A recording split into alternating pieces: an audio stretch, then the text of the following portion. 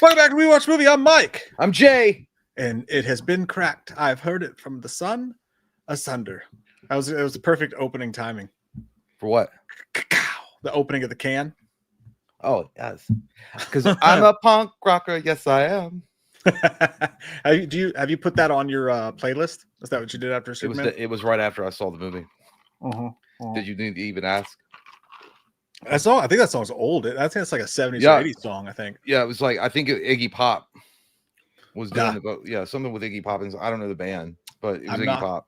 I'm not going to pretend I knew what it was. I felt like I should have, but I didn't. I thought it was made up. I thought they just made it for the movie. How stupid was I? It was a skank in the 70s that made it popular. He was skanky.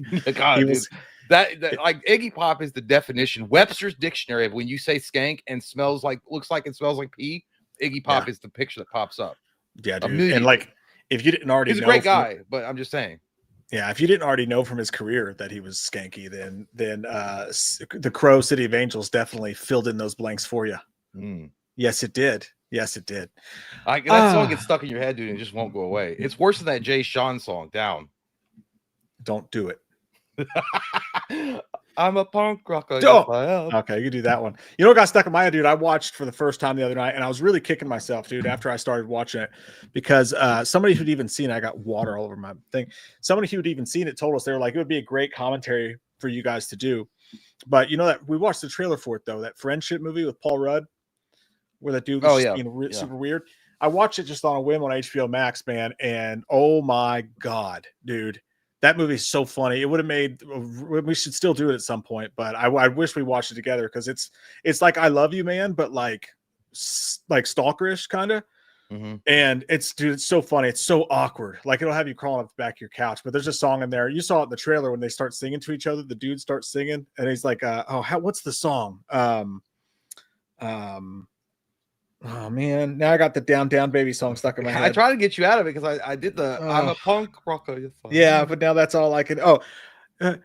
Late night, I think of you. The song that they sing to each other. Yeah, I want to be your baby. Baby. Yeah, when they all start singing that to each other. Game is strong. All blue. Yeah, that's a great song. I don't care what anybody says. That's a great song. I would never know it if it weren't for that.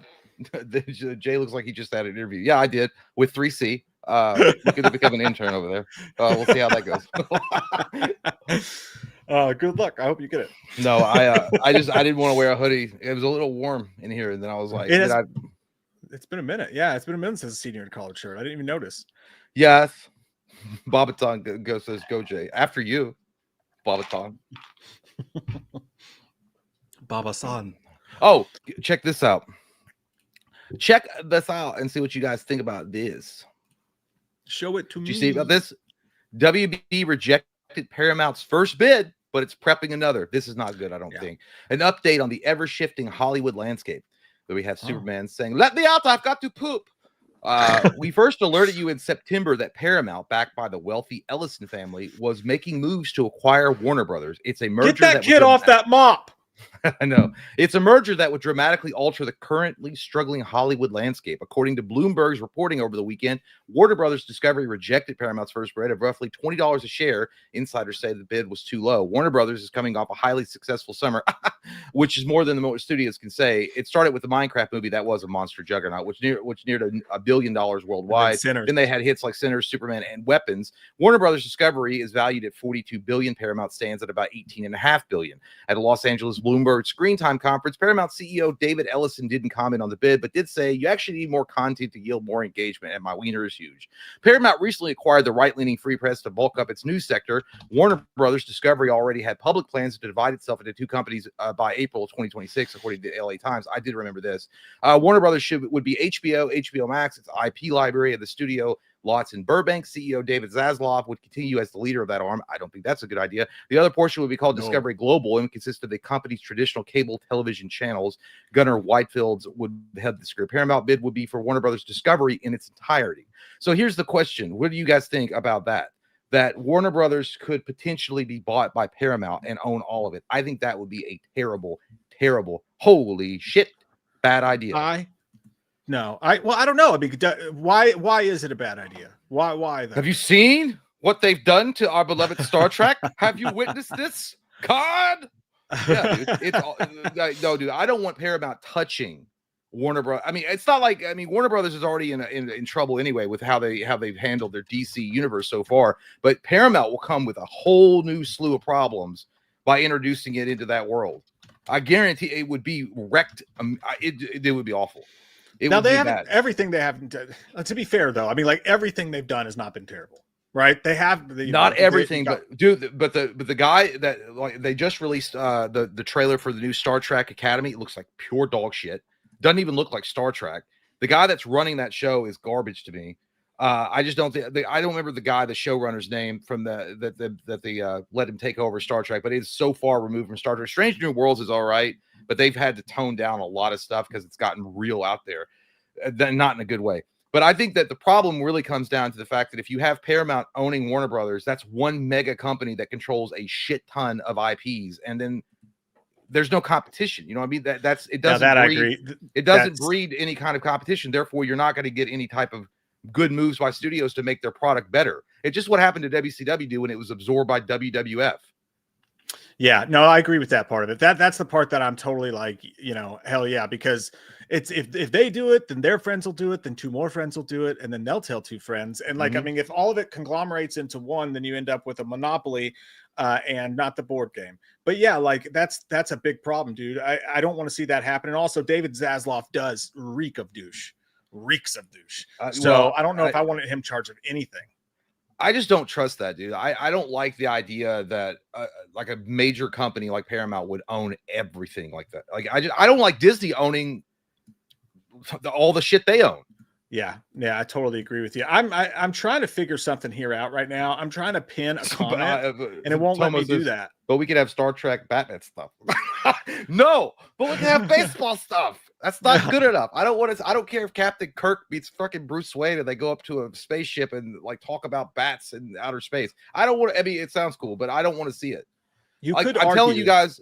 Well, here's the thing. If you guys are Star Trek fans at all, like back in the day, if you like Star Trek The Next Generation, Deep Space Nine, Voyager, which I never really liked. Well, Voyager was all right. If you Enterprise, Star Trek Enterprise, first 2 seasons sucked, but it came back in 3 and 4, and then they canceled it. If you were a fan of those shows and you could see how badly Paramount has wrecked Star Trek by changing the direction of the whole show and making it, dude, it's just gotten so stupid.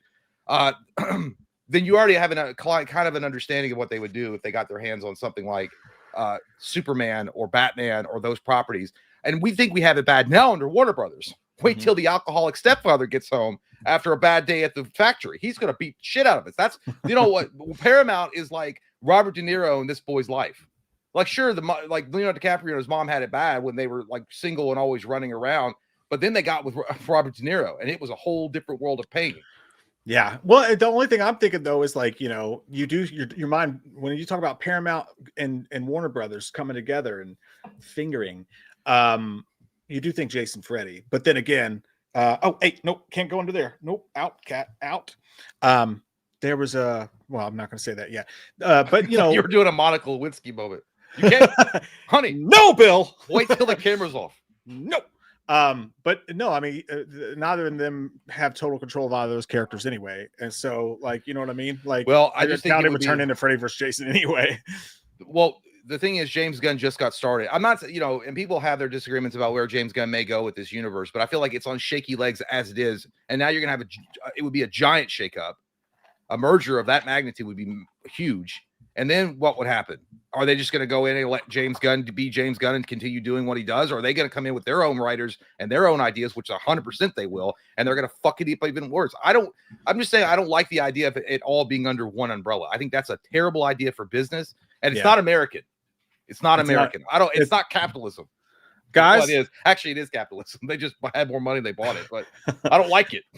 I have something I want to show you guys, by the way. Slightly off topic. Well, we're in agreement on that, though. I think in the end, if I had my druthers, I would say no as well. The mergers and acquisitions or murders and executions just don't add up for me. But I want to show you guys something that we did. There's been a change. You guys saw the new thumbnail. That's nice. That's nice. We're doing things. We're touching things. We're feeling around the room. But we're doing something else, too. And I want to show this to you guys real quick. The link, you've probably seen it go across the ticker. But we have a new wrinkle in our streams starting today that will be here forevermore. And for those of you who do, and by the way, as you guys know, we super appreciate your super chats. They make every show what they are. And welcome. Please keep doing those. If you want to do them on YouTube and nowhere else, that's completely fine. But as you know, YouTube does take 30% right out of our dicks. Yep. So if you don't want that to happen, you can go to this link that I put. It is in there. I try to put it in the pinned comment. If someone wants to pin it, put it in the comment section, they can, because it won't let me friggin' do it, but it's in the description box either or. But this link, you can go and you can use PayPal and you can send your super chat that way. And when you send one of a certain amount, which Bobby Ton has done, there is also a new wrinkle. And when you get one over a certain amount, we'll read it if it goes on here as well. But I want to show you guys something. This makes my little dinghy happy. And I will show it to you now. D-Land, well, D-Mitch says, you greedy bitches. Just kidding, boys. But then D-Land right up says, YouTube takes 30%. Yeah, dude. Yeah, dude. They cut you right off at your knees. Yeah, dude. And that's totally fine if you're more comfortable doing it that way. But this will be here forevermore. And whenever someone does one of over $25 or more, you get this. Come on now. More margaritas. Great ass. And that's what happens. That's good. I like that. That felt good. That felt good. That was so fun to make, dude. That was like a half an hour out of my day that I was just having a blasty blast doing that. But the first ones ever, you guys have made Wham history by doing it this way, comes from, that is the wrong link. We'll get better at doing this as we go along. No doubt about it. Yes, indeedy, we will. But the first one comes from, and I gotta make that bigger. That's no action. It is not salmon. It's fucking pink. The inside of your tank is a salmon color. This is a pink shirt. We'll figure out a better way to do this for sure. But first one comes from Bobby Ton. Bobby Ton. Hey, thank you, Bobby Ton. Says love you too. Now that means both of us. She's not saying love you too, even though we do love you, Bobby, and we very much so appreciate that. And also Christopher Sampson, fly me to the moon like that bitch. Alex Crampson says, oh, hi, dudes. I hope you weren't working too hard. Keep up the great content. Thanks, Chris. Baby. Thank you, fucking Chris.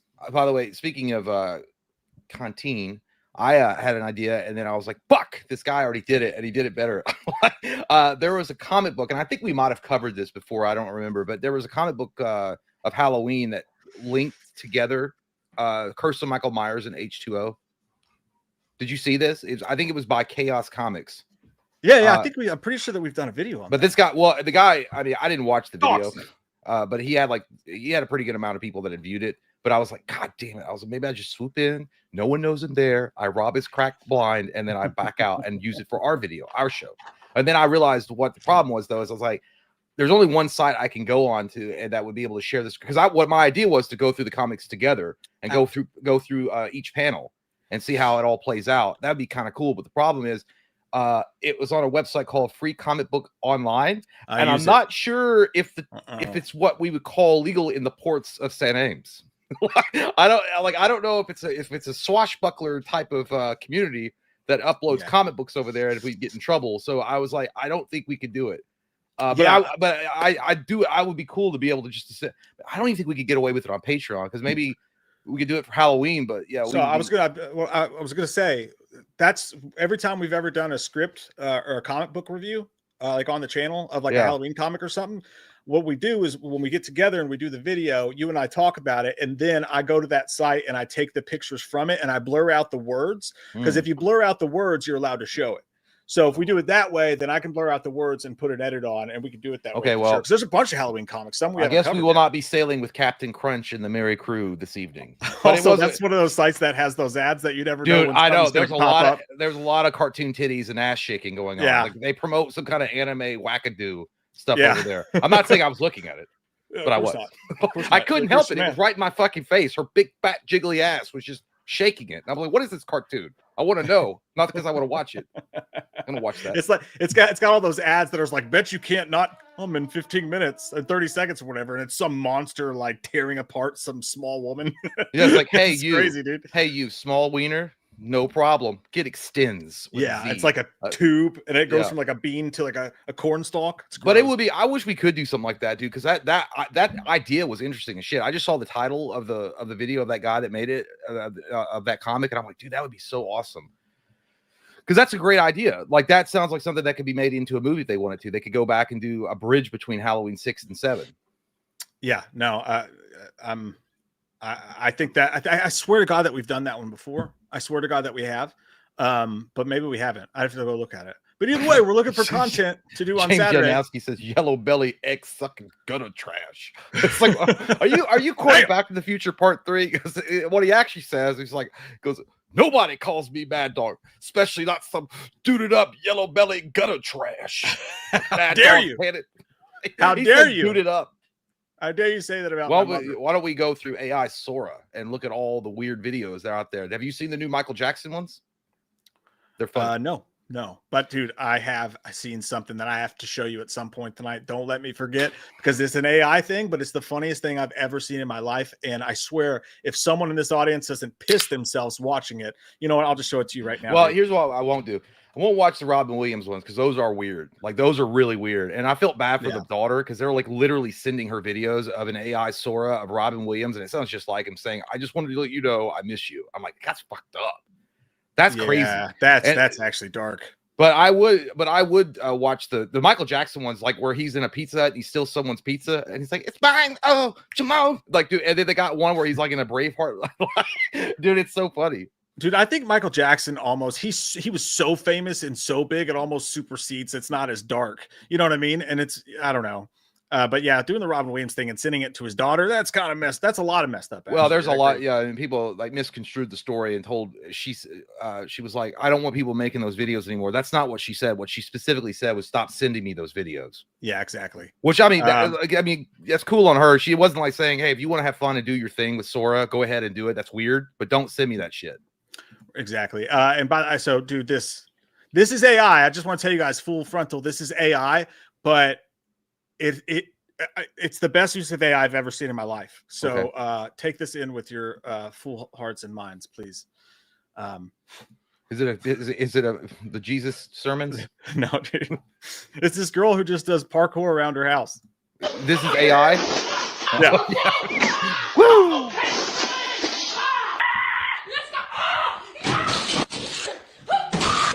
That's how all those fat people run into McDonald's when Monopoly started.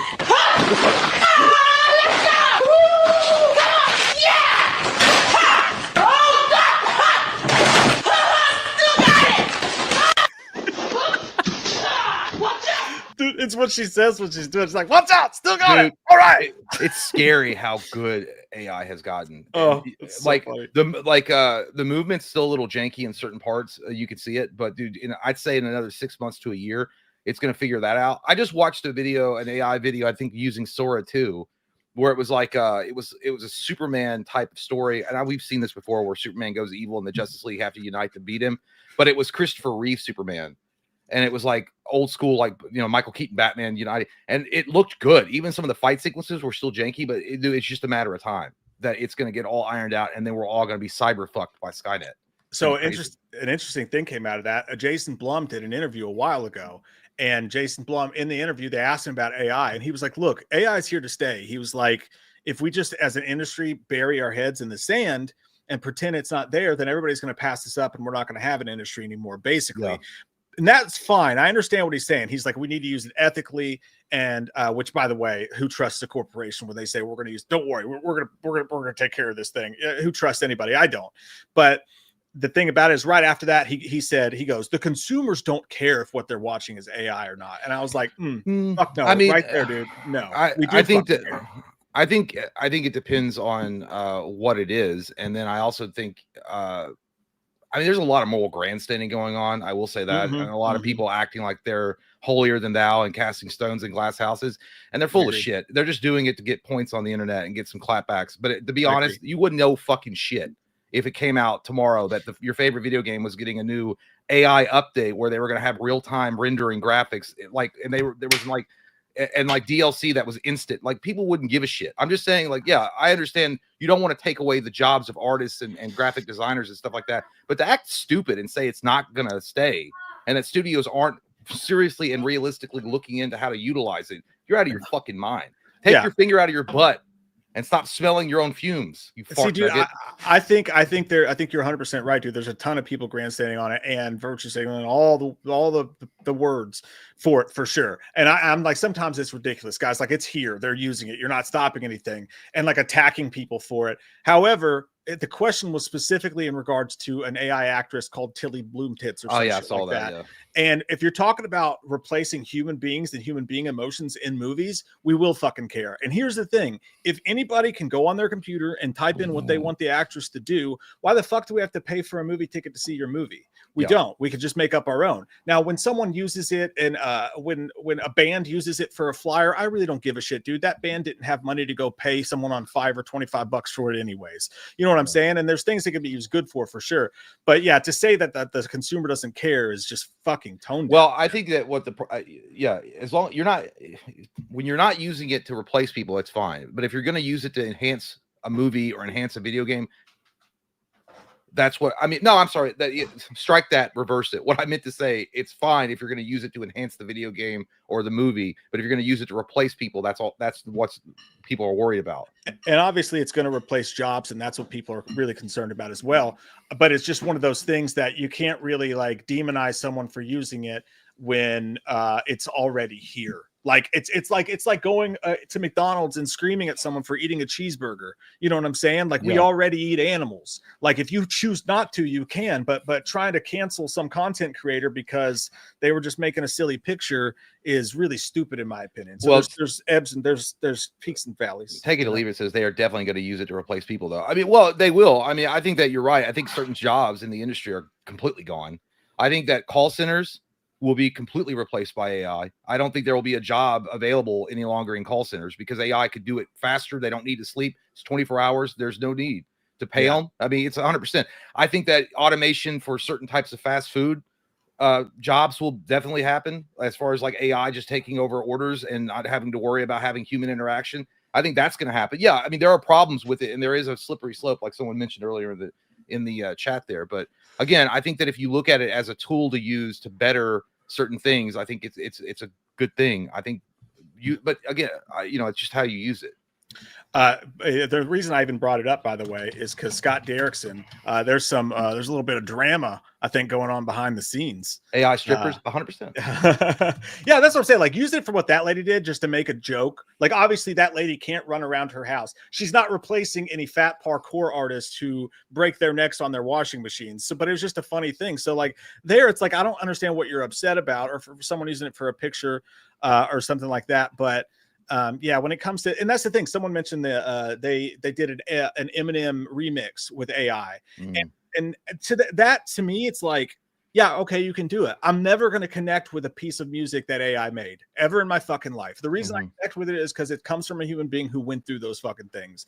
And I also don't respect it if that same human being just typed in "I'm sad, make a song," and they're like, "Dude, I wrote like that's not the same." Yeah, But yeah, that's why AI will never replace. Well, people. I think, and then you come into the moral problems with actors or musicians that have passed away, and then they start using their image and likeness to put, hey, Christopher Reeve is starring in the new Superman. That's fucked up.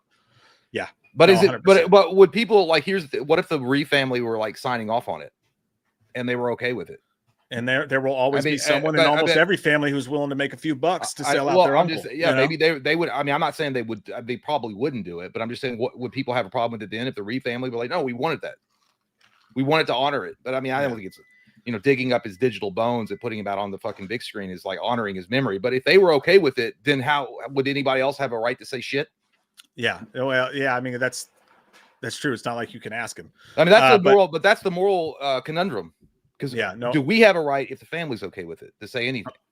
Yeah, for sure. But again, there's always someone in a family who's a money grubber who's probably got access to that pin, and you can't trust it. But no, this is where the drama comes from, because the writer of the Black Phone 2, C. Robert Cargill, and Derrickson, by the way, reposted this and was like, said something along the lines of, I hope that fucking clears that up. After Blum did that interview, They have a movie coming out this week, right? It comes out, Black Phone 2. Can't wait for it. Freddy Krueger 2.0. It's going to be fucking awesome. But Emotional Zombie said AI already took over Blumhouse. Probably. Yeah. Oh, I thought, is it real? They really did? No. Oh, he was making a joke. I see. Yeah. So Robert Cargill came out with this, and he said there's an interview going around about AI, which was from the guy who owns the company that's producing their movie, Blumhouse, right? There's an interview going around about AI. So before there are any questions, let me state unequivocally that Black Phone 2 is 100% organic. AI was not used at any stage of the filmmaking, from idea generation, research, lookbooks.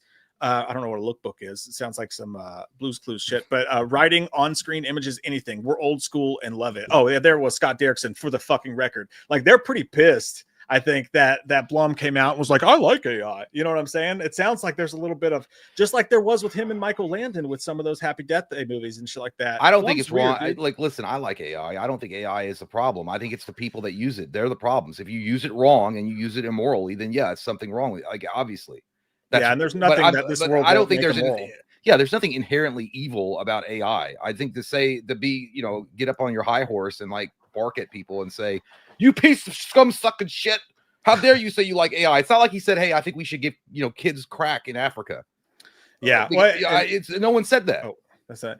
And Mind the Gap said it's not virtue signaling to not like the use of AI. I totally agree with that. But you can't deny that there are people out there virtue signaling, and as Jay said, grandstanding, like, oh, I can't wait to cancel this guy because I found out a secret that there's AI in this poster that he wasn't even selling. Like, so people take it too far, just like everyone takes everything too far on the internet, and demonizing people for using it for fun or using it in situations where they wouldn't be able to afford to pay someone to do something. There's a gray line there, but it certainly we shouldn't be going out and fucking canceling people over it. You know what I mean? I think that's crazy. Somebody had mentioned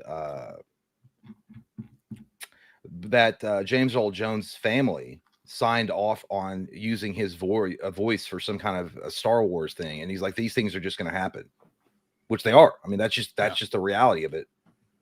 And Stacy's got a good point too. Canceling someone is crazy, but we shouldn't accept it from corporations.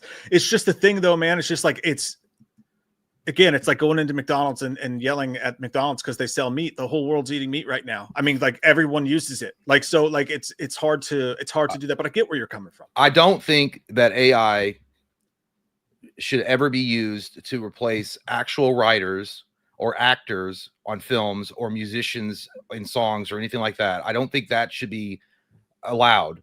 However, using it as a tool to only enhance the product or the art or whatever is perfectly fucking fine. Yeah. How did they paint before? When painters before they had, like, do you think everybody was like, you can't use a paintbrush, you son of a bitch? You got to use your hands and feet, what God gave you to make the art real. You son of a whore. Like, just make it real. I know it's a wild comparison, but like artists. Well, when the fucking paintbrush was invented, and they're like, we've been using our hands and feet for years. Yeah. Well, I mean, and again, when a corporation with billions of dollars uses it instead of paying a struggling artist, I get it. But you know what I'm saying? Like, I understand that. But also, there's got to be a way around that. Like, I don't know what it is, but because it's gonna fucking happen. Like, it's just gonna fucking happen. There's nothing. Oh yeah. By the way, R.I.P. Diane Keaton. We actually learned about that Saturday night. Didn't know about that. Thank you, Courtney. Yeah. By the way. 100%, man. And dude, by the way, this is a terrible time for this. By the way, before you get to that, AI should be using sponsors, must be reported. Well, dude, you know what's crazy? I heard that they were working on. I think they're actually in process of doing it. That when you're watching, I think videos on YouTube is one of them, and then like if you like have the subscription service on HBO Max or whatever, that where you have to watch commercials, you just have the basic bitch package. While you're watching it, based on the movies you selected or the videos, the AI is going to generate commercials around what you're watching. That's wild. That's crazy. Yeah. That's actually scary a little bit. I'm not gonna lie. That's kind of fucking weird. That's like other shit. That's like when you're around your phone and be like, I could use Siri as a cheeseburger, and the next thing you know, you get 6 ads for cheeseburgers in your phone. You know what I'm saying? Like, they're already doing shit. Yeah. For sure. And I think the last thing I'll say about it is I just think, at least for now, there needs to be a hard clad, findable situation where if you do use it as a corporation, as a business LLC or whatever, you have to have, just like if we have an advertisement in a video, right? Yeah. I can't be like, try the new iPhone 17 because I'm having a blast with it, unless I fucking put, hey, this is an ad, so you guys can see this was an advertisement. If you use AI in anything, you should have to fucking put a disclaimer that, by the way, there's AI in this video. I think that so that you can't lie to people and fake stuff, because that's going to be another problem too. Isaac says all my ads are for cock. Well, sir, do we need to tell you? They know. Tell us something. I don't know. This is a Wendy's. They know. They know what you've been doing. But by the way, I got one for you. I'm gonna make several of these. By the way, I'm not gonna lie. Damn it, Jay! I've tried to do this 3 times. I'm just gonna say this. I'm not gonna lie. I wouldn't do it for profit. I wouldn't try to put it out there and say I'm an artist. I'm Steven Spielberg. But I would like to, if AI became available for the public, like it is. But where you could make full length movies, I'd totally make my own fucking Halloween movie, dude. Straight up. I don't see. Dude, I would generate it to see what would happen. I was like, I gotta see what happens. I want to put this. I would just feel empty inside, not by any sort of like a social cue. I just would feel weird. I'd be like, ew, dude. I'm not gonna put it out. I just watch it for myself. I'm like, it's kind of cool. Even then, I would just feel strange. The only thing I actually do hope it works for. I just think it would be really cool for stuff like video games where you play, like I play a lot of RPGs. Or like decision-based gaming, where your decisions matter, or they're supposed to matter, and then the ending you get depends on the choices you make. If you had real AI using that, holy shit! Every time you played the game, it would be a unique experience. Like it would always change. No, yeah, and again, like that, and I was gonna say that's the thing, dude. Even if I could make my own Halloween movie, the fact that the movie was trying to make, because the movies are what, like, I'm not talking about every single time you watch a movie you have to cry or shit your pants, but like any movie, no matter what genre, is meant to evoke emotion. And if a fucking computer system is showing me art and trying to evoke emotion out of me and it's working, I'm very fucking uncomfortable. I want to be like, you've cracked the code of my inner being, and I don't like it, Richard. It would just fuck with me. But who knows? And by the way, that it's on a payment plan, Deshaun. I had to have one. I've been using. I didn't even know. I just thought it was. Is it a newer phone? I actually did get I got a new phone. I got a big boy phone for the first time in my life. I've been using a phone about this big. It looks like a Nabisco cracker, but it's on a payment plan. It's not a stunt, I promise. This one will be paid off in a month. By the way, I got this specifically so that we could do more with TikTok and Instagram and stuff like that. And because, those lapels, things that I got, I can put that in here and you and I can now record commentaries without having the microphone. Because I listened to the clip of the game that we played, and where we're getting excited, it's like, hey man, go in that room. Fuck, I can't go in that room. Like the audio is so bad. Yeah. But now I'll be able to plug it into this. It'll be able to record it on this, and we'll have so it's going to make the show better. That's why I bought it. No, Tomo, I'm not going to affirm a new phone. I looked it up. They don't offer it on a phone. But no, somebody, by the way, Kyle, I saw you raging a little bit down there about the Xbox. It sucks. Xbox has completely fucked themselves. And you know what? They're going to deserve what happens to them, because a lot of people are going to shift over to Sony.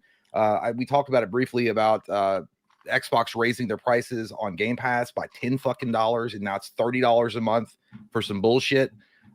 They've royally screwed themselves. And whatever. Mike's already said he's going to get himself a PS5. Yeah. Get off that Xbox cock. Yeah. Which I used to do. I was a Halo fanboy forever. We both were. And I was always a Microsoft guy. And now it's like I don't want anything to do. Like dirty ass bastards, dude, greedy as shit. Yeah, like the worst kind. Okay, so again, and I'm gonna make several of these because I don't want to wear it out. But I only had time to make this one today. But got a couple more. Come on now, more margaritas. Great ass. Yeah, I'll never get tired of it, dude. I'll never get tired of it. But we got to call. And by the way, we read every single super chat on the channel, as we always have, always will. But when the bigger ones come through, we will jump in on those, obviously. So, in the new way of sending the chit chat dick sauce, we got Anonymous. Ooh. Spooky. Fucking spooky, dude. I didn't know you could do that. Your insides feel like. I don't think it goes like that. I'm scared now. No, thank God it's not a poop question. Anonymous says, love you two cats. Question, are Dr. Loomis and Dr. Chalice fans of basketball? I don't like watching a sport where grown men run around playing with balls. I got more important things to do, like zapping one of a maniac named Michael Myers. I want to zap his ball. I don't want to watch grown men play balls. No, I don't like baseball. I can speak from experience. Loomis, Michael Myers has 2 balls, not just one. There's 2. He does dumb shit. They're as salty as you wish. You know, not a lot of people like to hear this story, but one time Loomis tried a new technique of therapy on Michael, and I had to go in there and, you know, just see if it was just he just wanted to fuck a guy or not. So that wasn't the case. I got stabbed in my collarbone twice, but I did taste him for a second, and it's just as bad as. But that's aside the point. I was drunk. Loomis had a couple Boilermakers in me, and that's why you have a sore on your lip. It's STD. Well, it's questionable where that comes from. It could be 6 to 27 different partners. However, let me just say this: I love a game of baseball. Absolutely love the game of baseball. That guy Mike on this channel is an Atlanta Braves fan, but I like any game that has beer and hot dogs. And there's hot women at baseball games, and they love doctors. And I love men in tight pants too. So yes, the answer is yes. And they're also wonderful in bed. Thank you for admitting that for a patient that is being treated for problems, insanity, you sucked on his balls just to taste them, taste the rainbow. You know, one time me and P. Diddy were at this baseball game. I bet you were. And, you look like it. You look the type. You know, they never reached out for deposition. I would have given it to them. I would have given them all the juicy detail, but they never did. So I was his personal lock up Joe. Lock up Joe. I appreciate you, Anonymous. And also, by the way, I gotta say, I'm gay. I know. Play by the Bay. That whole story. That whole story. Well past June, but felt but yeah. So just in case anybody was wondering, but no, really, in all truthfulness, also, what I meant to say was, it's the return of the Mac. It's the return of Lee, the machine, fucking Bowers. Your face you look like the Scorpion right now. You're getting canceled, Lee, with that PFP. You're getting canceled. I can't believe Lee says, hey, my sexy fellas, Jay and Mike, Back to the Future is returning to the theaters for the 40th anniversary. Hey, Loomis, you should meet up with the Doc Brown and ask him about the future. This is heavy. And I'm gonna take that off the screen because we can't see Jay's face. Thank you, Lee, man. You're the fucking man. It's good to see you, buddy.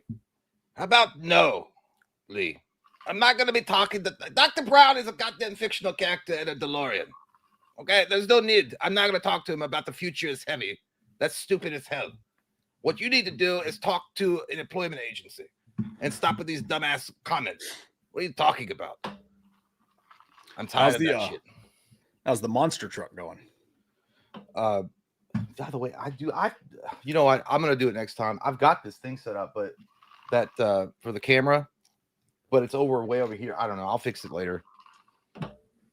What? Because I got to be higher, but I thought I was. Oh, yeah. No, he's got. It doesn't look like I'm that much higher than you, but you're closer. So, and if I do it like this, you're even lower. Yeah, so, I don't know. I'll have to get it. I've got this thing. I'll fix it. It's just because I'll fix it, Steven. It was such a big, fat one. Yellow belly turds. God, he's just always throwing us big, fat ones. Aren't you, Lee? You son of a bitch. Hey, that appreciate you, dude. That PFP you got looks like it looks like a guy dunking for turds. I was trying to make like a person very excited to give head, but I can't connect it in my brain. Love you, Lee. Thanks, buddy. I didn't know they were doing well. Maybe I'd heard about doing a re-release in the theaters. That'd be cool to see. I've never seen Back to the Future there. The only redone movies I've seen in theaters were Ghostbusters. By the way, fucking amazing. That was the best one. Ghostbusters on the big screen with the kids for the first time was cool because it still has that vintage feel to it. Scream was awesome in theaters. That was MJ's first time watching it. Actually, I take that back. The best one I ever saw was The Exorcist re-release in Kentucky theater because it's a creepy ass theater to watch movies in. That was fucking dope as shit. But re-releases are really cool. And Seven was cool too. Seven was cool to see in re-releases. I think they're best for like 70s and 80s movies. But I want to see TMNT on a big screen for some reason. I think that would be rad. Turtles. Yeah, Turtles. Yeah, that'd be cool. That'd be cool. Like it. I would like it, Richard. But sometimes they charge crazy prices for those too. Like that, like the tickets are like double. Which sometimes actually, when you said The Exorcist, there's no fucking way. I feel like I'd have to go to church immediately for watching that on the big screen. There's no way. I mean, even watching it now on Blu-ray, I'm like, Jesus, I'm sorry. Dude, ironically, because that part, dude, I don't care what anybody says, it's still the scariest movie of all time. It's visceral as fuck and it's shot amazingly. But when she gets on that bed and she starts doing a little stab and it's on her little vagina and she says what she said, God damn. She needs to burn in hell. I was like, God damn, dude. Like, who wrote that shit? Like, what kind of twisted ass fucking mind came? It's like, you know what would be really crazy? Hey guys, I got a script rewrite today. And they're like, what's going on? It's like, you know, when Reagan, is like confronting her mom, what if we did this scene instead? I know we were gonna have that scene where she's just like all fucked up looking and she tells her something. But what about instead she stands up and she starts stabbing herself and then shoves her mom's face in it? And then boo this man. Boo this man! How dare you, Sean? Dude, come on, dog. Get out of here with that. Come on, man. That ain't true. I mean, listen. I know a lot of people have said it's not as scary as it was. Like, here's the thing. I think it's terrifying, but beyond that, if you don't, I think it's one of the best. Maybe the best shot horror movie I've ever seen in my life. Like, it looks so good, and it's the storytelling, the pacing of it is. I think someone said it before, and I said it. It's like Godfather Part 2 of horror movies. Yeah, I agree with that. I agree with that wholeheartly. And dude, the best part about seeing it on a big screen is for me is when the face pops up, when that colored like it's like on that big screen. It's actually like you're like, what the fuck did I just? Oh my god! Like it's that's what your hot pockets see when you're microwaving it when you're drunk. That's what your face looks like when you're looking at the microwave waiting for it to be done. But that movie's again. I know that people, maybe it's because people have like hyped it up for years and talking about how scary it is. But dude, it literally is a horror classic for a reason. I mean, I don't think it really has lost its appeal as far as like, because I mean, the fact is, like, whether or not you believe in demons or monsters or religious backgrounds or whatever, whether you have one or not, like the idea that some kind of supernatural force was able to do that to a little girl, that's fucking scary, dude. And it supposedly happened to a real person, like it actually happened. I don't know. That's what they say. I mean, you don't even have to believe in it to like be scared by it. It's just a good fucking fictional story. Well, I believe in Jesus, and that's what scares me. Okay. But by the way, Deshaun said, don't put me, it's all love. I just hate 70s movies. Dude, I do get what you're saying though. There are some 70s movies that do put me right to sleep. There's something about the old, like, I get, and you're not alone. There's a lot of people who think The Exorcist blows donkey balls. I disagree with them to the end of time, but like, you know what? That's actually we were gonna do that. Well, we didn't have it set up, but we were gonna do something like where we were gonna like judge the movie based on the VHS covers. Have you ever you guys remember Blockbuster back in the day or Hollywood Video? And you wouldn't know what have access to the internet, so you wouldn't know. But the whole way you pick the movie is if the cover looked good, and you would read it and you're like, it sounds pretty good, and then you go home and it's a shit sandwich or it's an amazing film, and it's all based on the cover art that they would put out. We were gonna do something along the lines of like, I'm going to show horror covers of VHS movies, and then we were going to rank them based on the covers. Yeah, and that's still on the books for sure. Just got to figure out how to do it. Like, is it movies that we don't know? Like movies that we don't know? Like movies that like you see, like The Shocker. You know what I mean? Like we've seen it, but like The Shocker, he's on the cover and he's like, yeah. Well, the reason why I was even saying, because I literally lost my train of thought, was talking about what would be cool to go up at the list, like overrated horror movies. Like, or underrated horror movies. Have we done that before? I don't remember. I think overrated horror movies. I haven't done over. I think we've done under the blouse. I think we could do some. I think there's a pretty good list out there for overrated horror movies. Dude, 100%. I watched a movie today, dude, called Runaway. Has anybody in the chat seen this movie? It's called Runaway. It stars Tom Selleck looking just like Burt Reynolds. They're easy to get confused, but it's Tom Selleck. I had to watch it for a thing, and I'm watching it, and halfway through, I don't recognize it. The bad guy's Gene Simmons from fucking Kiss. And there you go. That makes sense. It's a 1980 something movie, and it's in the future where like people use robots for a lot of shit, but these are all practically done robots. And Tom Selleck is a cop who has extreme fear of heights, and he has bad vertigo. So even though he's like one of the best cops, he has to just be the robot guy. So he went to night school and he learns all about the robots. So he knows more about robots than any other cop. So he's just the cop they send on all the robot shit because of his fear of heights. And dude, Gene Simmons is the bad guy, and they've got these spider robots that are scary as hell. I'm halfway through the movie, dude. Has this ever happened to you before? I'm halfway through the movie, I'm watching it, and I go, oh my God. I just now realized that I watched this movie like 1,000 times as a kid, and I completely forgot it existed. And then from there on, it was like having deja vu, but in like for real. I was like, oh my God, I fucking remember that. It had just been washed from my brain completely. And it's such a badass fucking movie. It's an action movie, but it's got major horror elements. I watched, there was one I just recently watched. It was free on YouTube. I don't know why I was watching it. I was like, there's nothing to do. April's not home. I might as well just fucking sit up here in my boxers and eat some popcorn and watch the shit that's free on YouTube. And it was a story. It had Peter Weller in it. And it was about a kid, two kids and their mom. And she was a single mom. And she gets with Peter Weller, and he's like an asshole. He's like a drug dealer. And then he treats the older son like shit. I was watching. I was like, this seems fucking familiar. And I'd seen it before forever ago, but I completely blanked out of it. Probably. What were you doing when I was talking? Because it looks like Jay looks off with the fairies, and then Turtle's like Jay pretending to pay attention. I wasn't looking at you when I was talking. I don't know. I have ADHD. My shit wanders around, and also I'm looking. Sometimes like see that shadow. It kind of scared me a little bit. I had to my mind was like, I was like, what the the coat. Like I'm not. Don't get me wrong. I'm not offended. Jay's eyes glaze over when I talk all the time. I know. I do it with anybody. It could literally be a priest trying to save my fucking soul, and I'd be like, I don't know. It's not that. I just literally. Also, that shadow was distracting me. I saw it before you did. It looks like a monster's trying to eat your dick. I know, dude. That's what. And then I was like, and then my mind. Mike was talking. I was listening to what he was saying because I was able to respond with my own version of what he was talking about. But at the end of the day, also my mind was working. It's like, am I going to have to run for my life, having a mini panic attack because that might be a fucking creature behind me? We were just talking about The Exorcist. I wasn't offended. No, I know you weren't, but I got to explain it to the peoples. Jay did that. I did that to Jay just the other night. Well, to be fair though, like we were trying to set up the Patreon stream, and I'm like I'm like plugging in shit and turning wires and stuff. And Jay's like in the middle of like a whole story. And at the end of it, I realized I wasn't listening at all because I was trying to set up the stream. And I looked at him. And he goes, you know, you look at the video, you know. And I was like, yeah, dude, damn, it's crazy. Yeah, but I don't get mad about it. I'm just like, yeah, okay.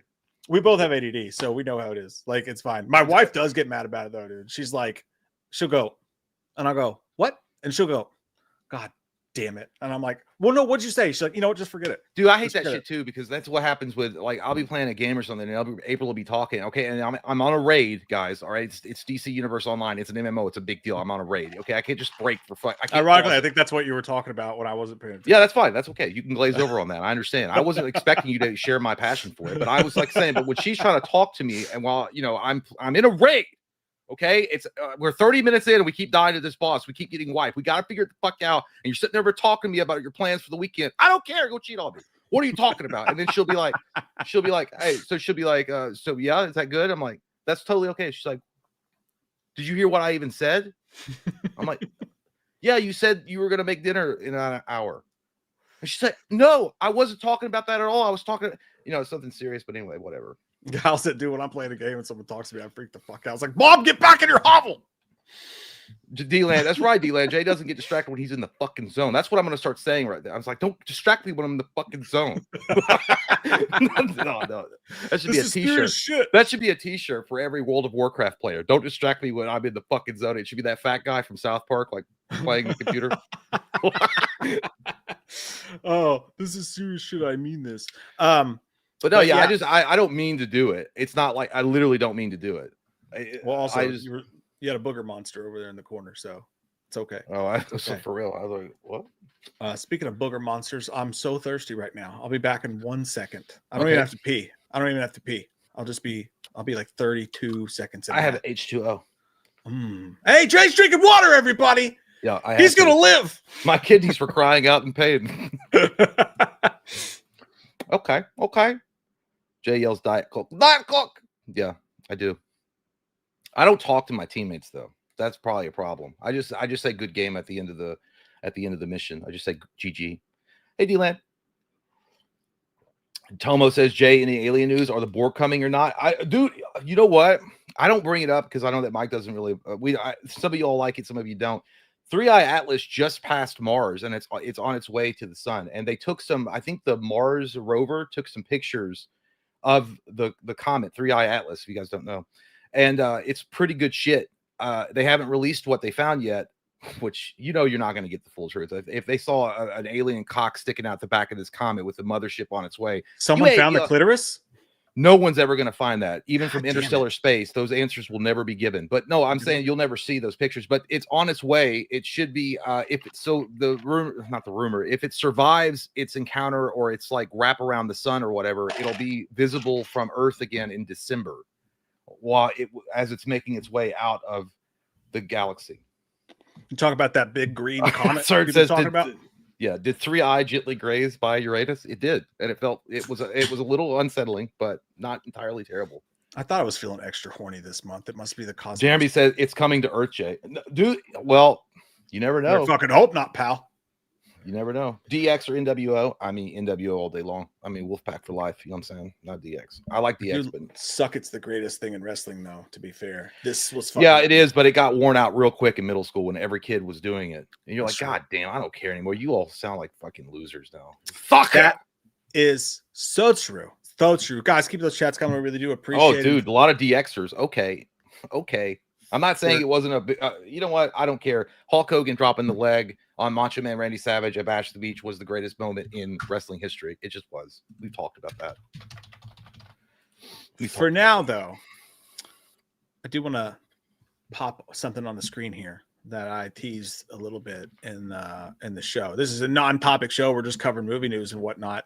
But there was a post on Reddit in the Halloween subreddit that it's got some interesting stuff to take a look at. And am I currently killing time because I can't find it? Yes, I am. As you do. What the fuck? That was gross.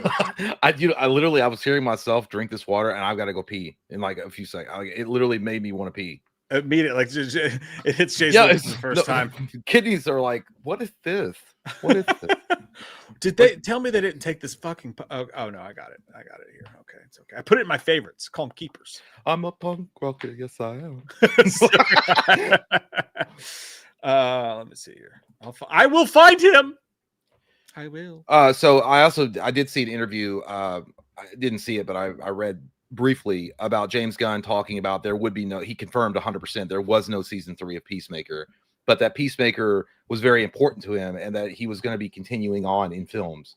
So John Cena will be back as Peacemaker at some point, which we all knew that, but I don't know if they're going to make a Peacemaker standalone movie or if James Gunn is just going to be like, oh, he'll be in like a group type of setting. Which I don't know. I feel like season 3 I think you should do a season 3. I think the way season 2 wrapped is not good. I think it's going to tie into the movies though. So I think it is going to tie into the movies, but I don't know. I want another season. I just want another season. Okay. I just want what I want and what he saw those ratings and was like, oh, fuck. Well, he didn't see that. Well, he did, but Warner Brothers was like, what the fuck? Hey, you want to go pee before we do this? Cause I think this is going to be a long topic. Yeah, I'll be back. It's going to be just an inch by inch retrospective of my penis. So that's why it's going to take so long. Just kidding. That would be the shortest stream ever. We'll get into this in a second. I think you guys are going to like this next topic. It's going to be fascinating. Ironically, Reddit deleted it, but I saved it because I'm a smart fucking girl. I don't know why Reddit does that sometimes. They delete the weirdest shit. You have the best conversation going on, and then they'll delete it. I don't know why. It's good to see you too, Wills. Good to see you too, man. It's nice to see you. It's always nice to see you. What is that? Hang on now. Hang on, meow. Okay. All right. I did not watch the second Running Man trailer. It's one of those movies. It's like I'm not going to cover it, right? So like I'm not going to. By the way, tonight we're going to watch the Sin Help trailer, the new Sam Raimi movie. We're going to watch that, and there's new Welcome to Derry clip that we're going to watch as well later in the show. Did not watch that one though because I felt like I saw all I needed to see. I'm in. I want to see it. Not the biggest Glenn Powell guy, but the trailer looked good to me. It's been a while since we've had an Edgar Wright film, so I'm just already in on it, you know. And it's one of those rare things. People are always, why do you watch the trailers? Like if they ruin the movies from Universal, I'm like, because it's our fucking jobs. You know what I mean? But I swear, if we didn't do this for a living, I may not watch any trailer ever anymore because they're all so bad about spoiling stuff. I may just completely go in blind, and my wife will do that too. I'll be like, watch this trailer. She's like, no. I'm like, God damn it. I've seen it, so now you have to, but. That's why I haven't. Oh, favorite ADTR album. That's a good one, dude. The one with I like a few songs off almost all their albums, but I can't remember the name of it. But the one with All I Need Is a Place to Call My Own. That song, that album's fucking great. Great song. I hate this town. You know what I'm talking about. But I really like their new shit too. I do not truly believe in the Mothman necessarily. I believe in it closer than I do a lot of other stuff, though. But when you go to West Virginia and you see that there's like 3 different towns with their own boogie monsters, I'm like, all right, someone saw that you can make money off of this one, and more power to them because it's really fun to get into it. I don't believe in it, but it scares me. Does that make sense? Like, if you put a gun in my head and be like, you're going to die if you're wrong, I'd be like, that shit's fake. But also, I'm kind of scared that it's real because it's kind of fucking weird and creepy.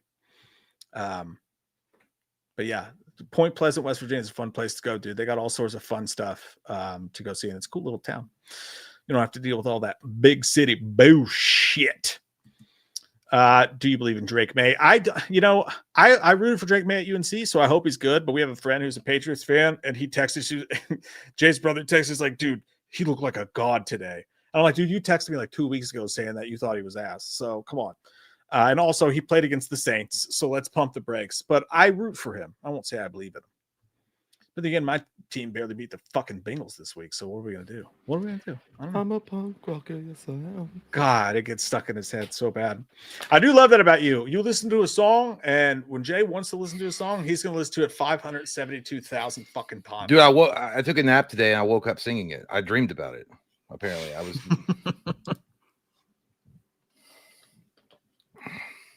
By the way, that's become the worst part of my hangover. If I have a hangover, I wake up and I have a song stuck in my head and it won't go away. And I start to feel like I'm going mad. Hmm. You know how I learned to fix it, dude? Well, it's because the song Pink Pony Club. You know, Pink Pony Ride Club. It. No, not that Oh. one. I hate that fucking song. Pink Pony Club. Fucking amazing song. I don't care who knows it. That song gets me going. It gets me drinking. It gets me in the fucking mood.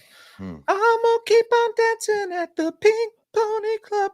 But I can use that song no matter what's in my head. See, that sometimes was it's Creed. You just did that. Now another one. I'm coming up. I'm coming up right now. That's but yeah, no, I can use that song and immediately bump whatever's in my head out, and it'll replace it. And then it's a new problem, but at least it's a different problem. Anyways, so that's aside the point. Let me get into this next story here, dude, because this is going to be pretty fascinating to look at. Me feels like.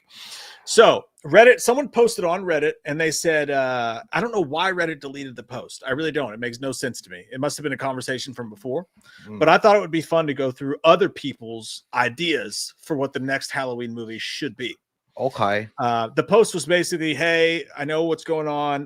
They're supposed to do the TV show, but if they're going to do a next Halloween movie, what's your pitch? Like, So what do you want it to be? It says, sorry, this post was deleted by the person who originally posted it. Yeah, probably because they got an offer from Blumhouse.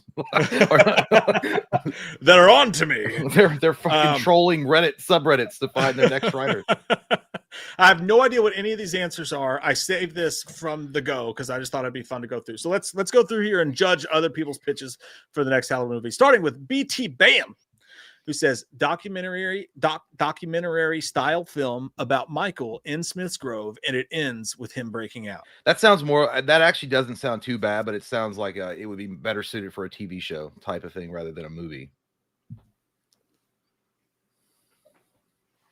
Like, I think it would be a good companion piece to a film. I feel like if you had like I don't know, whatever studio you insert here that made it, and they made a documentary style leading up to the next movie that was getting ready to be released in theaters and did it in that style, that'd be kind of cool. Yeah, no, I get that for sure. Actually, you know what would be double dope is if they did the movie, but then Sci-Fi did like a special like they did with Blair Witch with like little snippets from the movie and pretending it was real. I think that's a pretty cool fucking idea. But I'm with you though. Like, I don't feel like that could be a big premiere theatrical release necessarily. I don't know if the general audience would get into it, but fuck, I'd love to watch it. Well, I expect it more out of Bomb 2929. Come on, man. Come on. It's pretty good. He had the most upvotes of everybody on the list. So going to the next one, basically Cam F90 says basically a complete reboot where Michael was locked up for 15 years, and the night he broke out, he didn't come home.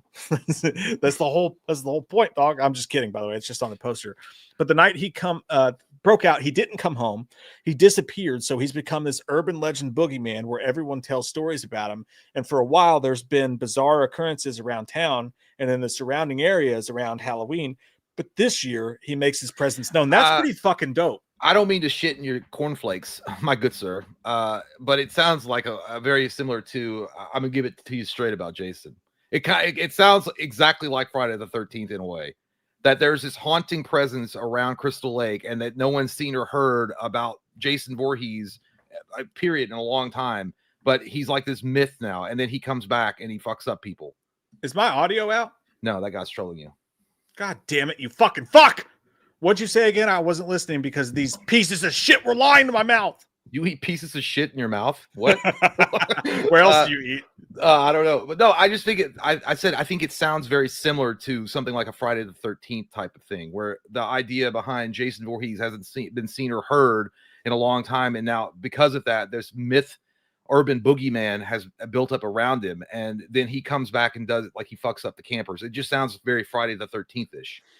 It does, but I think if you were going to do a reboot, I think that's a really cool idea. Like, you know what I mean? Like, because obviously you get to get away from Jamie Lee Curtis. That movie happened, right? Well, no, from his point of view, that movie did not happen. That's what I'm saying. You got to keep its unique personality. So I guess, so what I would say is I would just alternate it a little bit, make it a requel to the original movie. The original movie happened, he got arrested, and then do that story. But it's kind of a neat idea. I like that a lot because Michael can come back and you don't know who the fuck he is. Well, Squiggly Pop just said, isn't that the plot of Halloween Ends? It kind of is. I literally, dude, that's so funny because I was thinking that when I was talking, I was like, they did that a little bit, but they didn't do it very well, to be fair. Michael's life after producer's cut. Halloween 6. That dude, just a follow up to fucking Halloween 6 would be awesome, but that would do donkey dick at the box office. Jesus Christ, did he break out of the runes or what? Inquiring minds have to know. He's fucking still in that hallway. Well, no, because at the end of that movie, the producer's cut, so he is still fucking stuck standing there. Yeah, he just stands there. Like who removed the magical powers that were preventing him from leaving? The next one, Blue is like, no, leave his ass there. Let him stand forever. Be a statue. Maybe he'll stop. I don't know. Mr. McCall said the next one should take place in Manhattan. Get the fuck out of here, pal. You get your ass out. Dude, I would actually watch that movie. If someone wanted to make a silly Michael Takes Manhattan, but this time he's actually in Manhattan. In all seriousness, though, imagine if Michael Myers was terrorizing an apartment building, kind of like what they did with Evil Dead Rise. There's a John Carpenter's, I believe his original, I think there was an original John Carpenter script for that movie. And I think either he took that and turned it into one of his movies called like Look Who's Looking or some shit. I can't remember the name of it. Looky look. But like one of his first movies was that story. It was based in a high rise. There is there's a script, an unmade Michael Myers script where he is attacking people through a skyscraper, through an apartment. That's a thing. That's a thing. We talked about it. It's in taking shape or whatever, but maybe we should talk about that this Saturday. A landlord named Michael Myers is now taking tenants. Joe Pesci's the only one who can stop him. You really know your shit. How's my son supposed to do his homework? My candlelight Lincoln did it. By the way, most underrated Joe Pesci comedy of all time. The super amazing film. Dude, fucking great. Mysterious Lab says found footage or conversely do it as a kinetic oneer following Michael. I don't know what's a kinetic oneer. Is that sounds like a sex move? I'm gonna give you the kinetic oneer. I call it the kinetic oneer. It means like I pump once and I'm done. Kinetic. No, I think a found footage might work, but it could also. They kind of played with that idea with Resurrection a little bit when they had the cameras on the side of the head and they were trying to make it that MTV. Remember when the MTV had that Fear Factor or whatever the fuck they had it back then, and they were trying to do that style and it just didn't work. I don't know. I mean, and I also didn't like Diary of the Dead. George Romero experimented with it with Diary of the Dead. I just don't think it worked out very well for that. It would have made perfect sense to work for like a zombie apocalypse. So, but a kinetic oneer, dude, I don't know if introducing sex acts into it's going to make a difference. You're 100% right, dude. You have to have the right director. Like, I think a found footage Halloween movie would work and it would be really cool, but you can't have Dangertainment. Like, you can't have fucking what Rick Rosenthal did with that movie. You got to have someone like the director of Cloverfield or the director of The Bay or someone who's got a really like auteur kind of not fucking like, you know, Ari Aster weird fuck shit, but you got to have someone with a really great idea who wants to make it their own thing. And I do think a found footage Halloween movie would work really well, but you couldn't do a Hollywood studio found footage movie. That would just ring false. I feel like Michael Myers ain't no soundbite. He's a killer shark. There it was. Yeah. Impressive Plum said the scrap version of Halloween 2 set in an apartment building. Well, there you go, Impressive Plum. I'm impressed with your plumage. Nice round plums. This guy said it'd be about hang on. I don't know what he's talking about. Routine piece. Yeah, I've always wondered about the 15 years at the asylum and the development of Loomis' conclusion about Michael. It may not be the most eventful of stories, but I've always wondered about the development of their relationship. Have it end leading up to his escaping with the other patients and stealing the car heading to Haddonfield. Yeah, I mean, I know a lot of people have wondered that, but I mean, it's be boring as fuck. Didn't Loomis say he stared at the goddamn wall for years? He didn't say shit. He was just sitting there staring, the little asshole. I try to talk to him, be like, "Hey, what's wrong with you? Hey, you stabbed your sister's titties. You're a monster." And he'd be like this. He didn't know. I slapped him in the face. He didn't do shit. I will say in the novelization of Halloween, there is a story of Michael Myers in Smith's Grove and how I think there's a comic that covers it too. How Michael, you remember this, right? Michael, he didn't do anything, but the other victims or the other inmates started acting crazy and doing shit. And one inmate messed with Michael, and the next day he died in a horrific way. Halloween 2018 slightly touched the tip on this by having the other guy be like, Figaro, raviolis. So they've touched on that, but that was in the novel a little bit. But I do think it would be boring, dude. I want Michael on the streets. You know what? I will say one thing about routine piece. They already kind of did that, and you know what? I think piece should be always, not routine. But anyway, my point being, routine piece is that routine always. Piece should be always, not routine. It shouldn't just be routinely peaceful. It should always be peaceful. But hey, we are always. Creatures. That's the same thing. Like routine. No, I thought he meant it in a different way. Never mind. Fuck it. I don't care. The point being, whatever. Like, listen. The point being is that they already kind of did this with Rob Zombie's Halloween. They showed it, right? In Rob Zombie's Halloween, it was all about the relationship that Loomis built with Michael. Yeah. And you know what? I didn't like that part. I didn't. I thought that they shouldn't have played around with that at all, because I feel like the idea behind Michael is scary enough that, you know, just this kid snapped for no fucking reason. You know what? I'm in agreement with you. While it's a fascinating idea, I think it being covered in novelizations and comics is enough for me.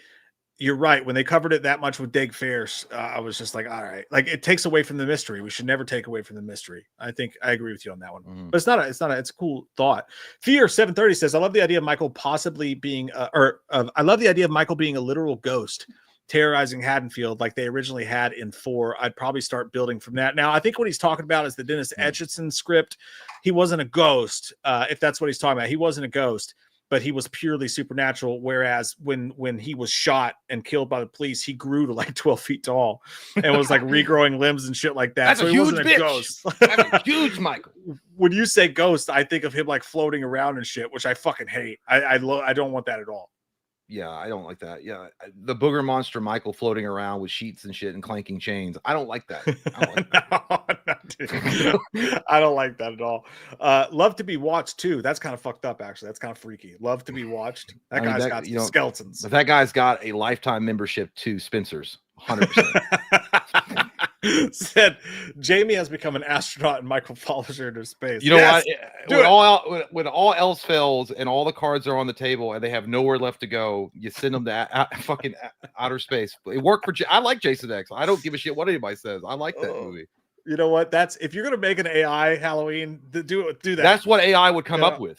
Yeah, like if AI wants to make a Halloween movie, all right, we're gonna give you Michael in space because that's just so fucking terrible and dumb. You can have that one and we'll watch it and make fun of it. But I don't think that should ever be. But here's the problem: there would be some dumb shit producer be like, "I like it. I like it a lot. Give that man $50 million. $50 million." It'd be Jason Blum. He'd be like, "Yeah, I like that shit." Yeah. Everybody's saying I love Jason X, dude. Jason X. See, Clinton or Lost Boy says Jason X is underrated. Yeah, I think Jason X is fucking overrated, dude. No, a couple, child. No. a couple cool kills. Other than that, the most ridiculously retarded, fucking annoying characters ever. You're retarded for That's saying all, it. dude. That is like, it's a great fucking sci-fi Tuesday at 2 p.m. in the afternoon movie, but it's a shit film. Maybe it's just I have a lot of nostalgia for the film because I remember it was one of my first DVDs that I ever bought. And also I didn't expect much from it.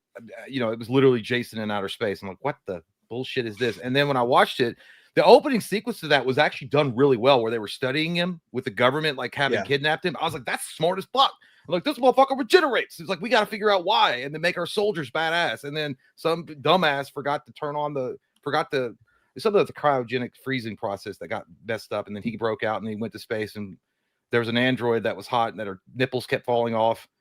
But I get that. It's like cool. It's cool to like Jason X, but I've always just been like, dude, that's hard for me to sit through. Even the stuff that was supposed to be funny wasn't actually funny. It was just like 2-year-old humor. And this is me saying this. Like, I like, but it did have some. It had some, but it had one of the coolest kills when he like froze her face and smashed it. Yeah, several cool kills. That's the only thing I'll give Jason X. He looked badass as Uber Jason for sure. Expensive Salt 666. That's where you've been spending your nights. Hell, apparently. And salt's expensive. New timeline that starts 40 years after Halloween 4 and continues Jamie Lloyd's story. I know you're against this. I know that.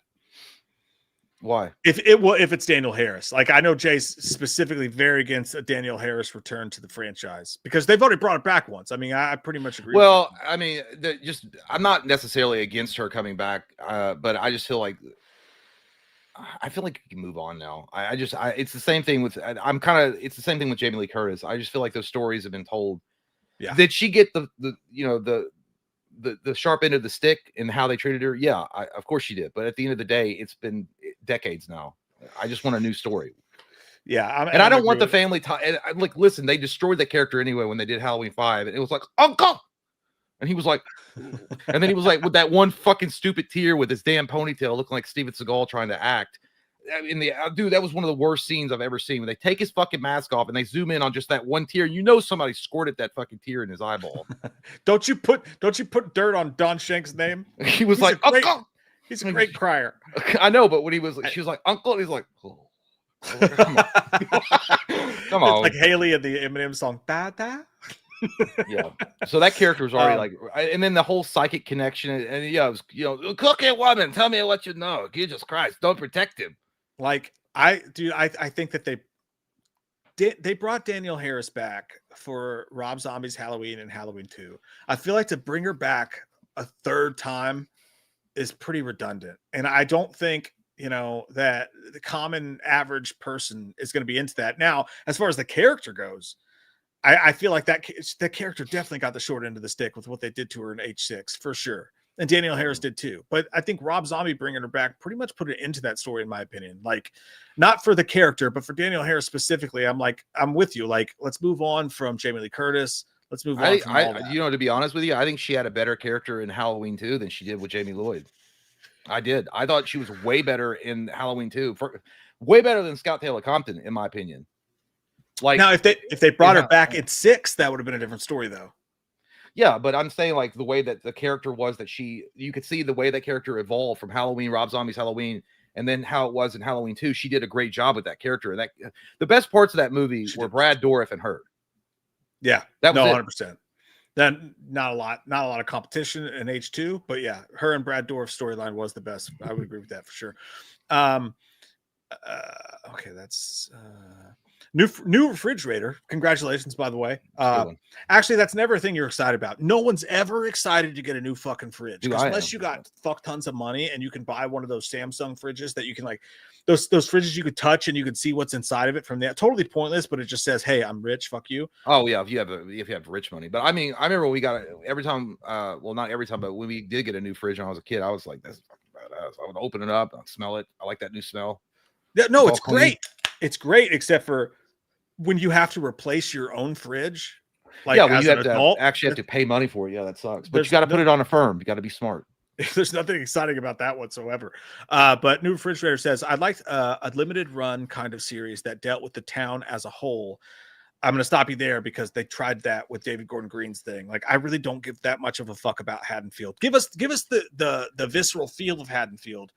But, you know, as far as like, what does Michael mean to the town? Fuck, we did that. But he says, as a whole, after Michael's rampage through it, could be based off the ending of Halloween 2, but him being either disappeared or actually dead. It's not, I'm not saying it's a terrible idea, but dude, they did that with kills and ends, and it wasn't great. Yeah, and that goes back to like making the essence of Michael Myers more important than the character. Like the evil that runs through him is actually in the town. And I just don't like that shit, dude. I don't like it. I don't like it. I don't accept. Sometimes you should keep it simple, you know? Yeah. Tied hands gets he's got a big one here. A lot of sexual deviance on this site. Oh yeah, tied hands. Ooh, kinky. You like real? He should get together with that. I like to be watched too. I bet they'd have a great time. A Halloween Hellraiser crossover. It's definitely not going to be a big bombastic Freddy vs. Jason type of movie. More psychological, suspenseful. I won't read the whole thing. We know that John Carpenter, there was an opportunity for that to happen at one point. They were going to do Hellraiser versus Halloween, Michael versus Pinhead, and there was a script for it and everything, and it eventually got poo-pooed because the people from Halloween didn't want to dirty themselves what was going on with Dimension and Hellraiser. I'd love to see that film if it took place 10 years ago, but for the good of Halloween, I would actually agree with the people at Trancas. That's not good for Michael, and that's not good for Halloween. You're getting into desperate territory if you make that film. Although yeah, once a movie crosses over, like where you're having the monster fight, like the monsters fight each other, it's like bad news. I like Freddy versus Jason, but you knew they were desperate. That's why they did it. They had already roped themselves into a corner. It's like, let's just make them fight. Let them fight. And I was like, all right, well, you know, why not? But yeah, if you put Michael and Hellraiser together, I think what you're going to wind up with is just a shit sandwich. It's just not going to be good. I just don't think they'd work together. I just don't see Hellraiser and Halloween really working together that well. Yeah, because it depends on the story. It depends on what direction you're taking it. Are you taking it with the runes, Michael? Because then it works. If it's like the rune Michael, like the fucking D&D Michael, if it's just like Michael that escaped from the mental asylum that was a kid that did all these terrible things, it's not going to work. Yeah, there's a lot of shit I would love to watch. Like, I would love to watch that movie, but Loomis would be the asshole to give him the box. The little Michael, he'd be like, play with this box, see what happens. Open it up. But also, I just feel like that would be terrible for the Halloween franchise as a whole. So I would say no to that. Similar, the shape takes into a new body, similar shape, in a new town, and terrorizes the next set of victims with the iconic mask that he steals from a Walmart or the town's Halloween store. It's not but we did that kind of with ends. Like, I think Michael has to stay Michael. We can't be transporting bodies. Jason Goes to Hell style. Can't do it. Yeah, and if you got it from Walmart, you're like, holy shit, Michael's really gone downhill. Do you see that shit? That would be fucking terrible. The Walmart mask. Fucking plastic melting ass fucking mask that cost $2, and he stole it from Walmart. At least the original Michael had some pride in his mask. That's no good, dude. But I get the idea. JH Toxic says, I really feel like the next Halloween movie should be a full-on reboot, no more alternate timelines. That would be too confusing, and we've already done it twice before. I want the reboot to contain the same essence as the original, with Michael just being pure evil, but having a new, interesting, modernized twist to it. You know, part of me says, dude, you cannot go back to the beginning any fucking more. We have fucking Uncle Ben this shit to death. Like, we got the original, we got the Rob Zombie, then you have the requel. Like, I just want to see Michael Myers as full-grown Michael Myers and not have to waste time with another fucking origin story. But if you did it, maybe it would be worth it if you kept if you just told the beginning like they did in 2009, Friday the 13th, 2009. Told it in like a 10-minute spurt in the beginning and then picked up the present day and told a whole new story, then I'd be down. Yeah, and then he goes on to say, like, for a reboot, I always thought it would be really cool if Michael was portrayed as a realistic serial killer. After Michael killed his sister, he actually covered up the murder, and practically every year on Halloween for the last 15 years, he's essentially been traveling across the Midwest, killing people on Halloween and using different costumes so nobody knows who's he is. Watch fucking Dexter, my dude. No, I just don't like that at all. I like the idea that Michael Myers is a force of nature. I don't like the idea that he's actually like in control of himself, as where he's like he's covering up these murders so he's aware of what he's doing. That Michael Myers is literally just he's part of like the like I said, a force of nature. Like, there is no reason or rhyme to why he does it, and he wouldn't think twice, even though he does string up bodies in decorative ways. So he does have a little bit of fun with it. He's like, I think it would be really cool if I strung this motherfucker up in the tree with some Christmas lights, and then be like really cool. It happens. Anything could happen. All right, we'll do one more, and then I got to pee, and then we'll get to some of your all's chats. By the way, send in your chats for your pitch for the next Michael movie. Wild 27243 says TV series modern reboot incorporates Silver Shamrock Company as a Lockheed Martin type that uses government technology and occult rituals to power their masks. Michael's father is an occult government scientist that makes prototype NK Ultra super soldier mind control masks and uses his son as a guinea pig.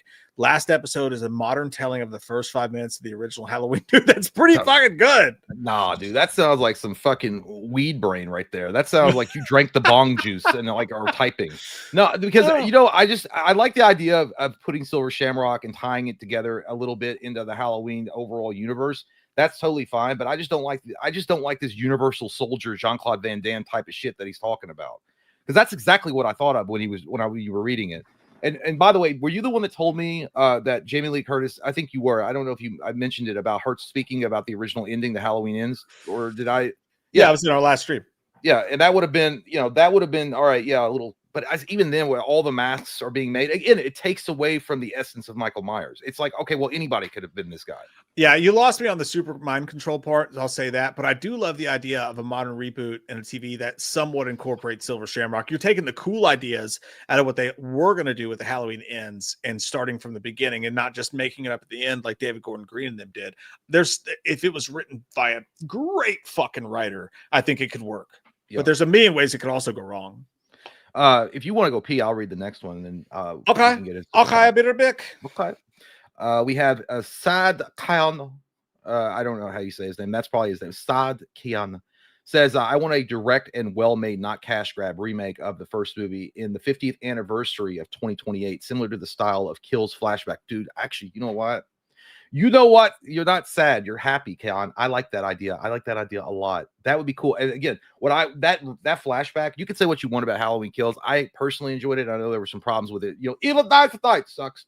Terrible, dirty diapers.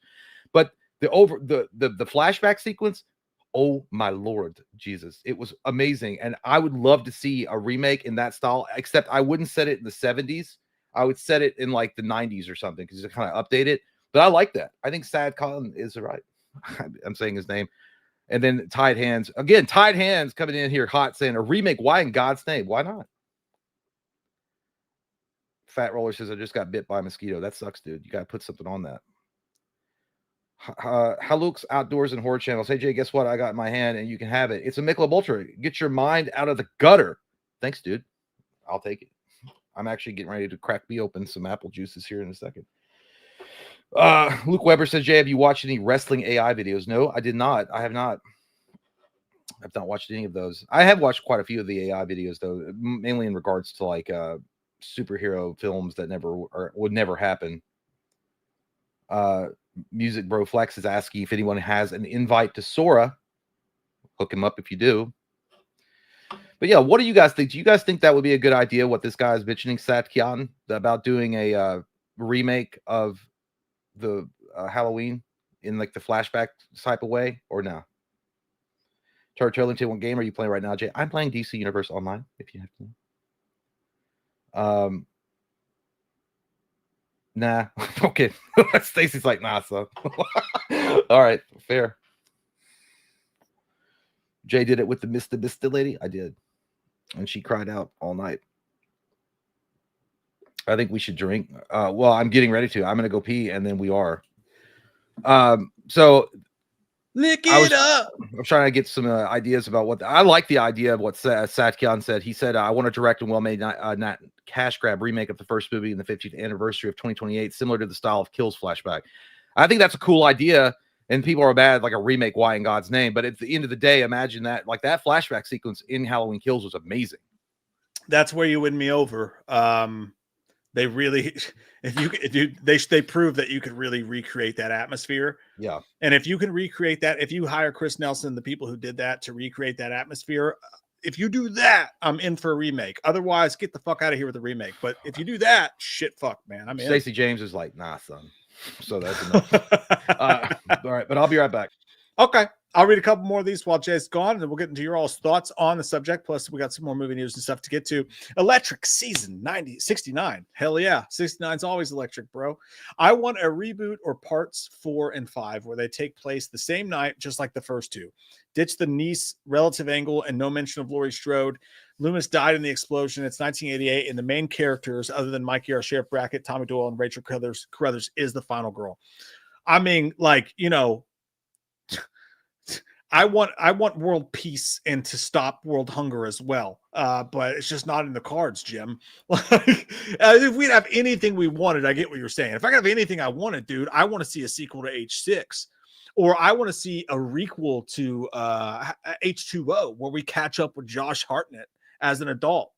I would love, one of my pitches for a long time, if the world was perfect, would be to catch up after, tie in H6 and H2O, and hear me out, where you catch up with Josh Hartnett today, and all of a sudden he's living a good life, he's happy or whatever, he has a baby that they adopted, poor little Steven, they've adopted, and all of a sudden these weird cult motherfuckers start showing up, and his wife doesn't know why it's bothering him so much, and it turns out it's the Cult of Thorn, and they bring Michael Myers back, and it's Josh Hartnett as an adult today going against Michael fucking Myers. And it follows up the events of those movies. I think that would be fucking amazing. They're never, ever, ever going to make that movie. It's impossible. There's no way to get the general audience in to understand what's happening with all of those tie-ins. So basically everything in H4, everything in H5, everything in H6 and H7, it's gone. It's gone with the wind, man. It's unless AI is a thing. It's just never going to happen. I wish it would, though. Like, I know us fans want it, but it's just never going to happen. You really got to pick up from 2018 in some way or start your own story. But the easiest, simplest thing that I think nobody understands, that nobody in Hollywood understands, is that you don't have to fucking reboot the movie. You don't have to remake it. You don't have to bring back Jamie Lee Curtis. You can just start a movie with new fucking characters on Halloween night, and someone shows up and starts killing, and it's Michael fucking Myers. At some point reference, oh, this guy killed a bunch of people years ago and escaped and they never found him. That's all you have to do. Technically, it's a requel to the original film, yes, but we don't have to do all these corny fucking remember when, like with these fucking characters that were in the original movie. We don't have to do a bunch of corny ass callbacks, and we don't have to do a bunch of fan service. There was a guy who killed a bunch of fucking people and broke out of Smith's Grove, and now all these years later, he's appeared in this random town with these brand new characters who they make us care about, and he's trying to kill them, and we're fucking off. Or the easiest second point to pick up from is simply when he opens his fucking eyes in the morgue at the end of Halloween Resurrection. That's the end of the original timeline before Rob Zombie rebooted it. So I feel like fans could get into that. And again, you could just disregard all of the past. It's Michael Myers. We think he's dead. He's in a morgue. His eyes open. You bring in new characters. You tell their stories, and Michael goes after him. There's your new Halloween fucking movie. Call it fucking Halloween 9. We're going back to the original. I think it's so simple to do it that way. But I'm just a guy standing in front of a girl with his wiener out. You know? Yeah. Yeah. That's what I'm saying. That's one thing, Steven. Sorry, I had to change the battery on me dildo and my camera. It's important. It sucks when it runs out right when you're about to express yourself. Well, it wasn't. It didn't. I mean, I felt like it was going to. The Resurrection did suck. I'm just saying it would be fun to pick up from there since it was the original timeline. You know, that's all I'm saying. That's all I'm saying, Johnson. Dude, you know what? I wish I don't know if we could watch it because I don't know how the copyright works, but did you see they did a panel at the New York Comic Con with Mortal Kombat 2? It was only 30 minutes, 20 minutes. I mean, I didn't watch it, but apparently they have some good juicy shit in it. I want that movie so bad in my loins. It looks so good. It looks so fucking good. Guess what? Come on now, more margaritas. Great ass. Why's that dude like? Who is that actor, by the way? That's one of the Damon. I don't know. He looks familiar as hell, but I don't know. Hank Azaria. That's who he is. That's he's a great fucking actor, dude. I guess he was like, I'm shocked that you would say that about him. It was a girl. It was in the middle of an interrogation, and all of a sudden, Al Pacino goes fucking nuts. She's like, "And you got your head all the way up." And he's like, "I can't believe." I guess there's just some things you just don't have. I mean, people act like that, and you're like, you have nothing to say. You're nuts, man. The Oi Station, which is, speaking of Mortal Kombat, is tiny. It's tiny. I almost said Johnny Depp. It's tiny. Carl Urban. Look at this little bitty thought. It's adorable.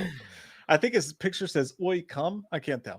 I says, "Hey, Mike and Jay, how's it hanging? Mike and Jay, are you guys currently caught up with Gen V season 2? If so, what do you think? And you guys rock. You rock." Thank you. The station. No, I'm caught up with the boys. I never watched Gen V. I know I should. I know everybody says it's pretty good, but I haven't watched it.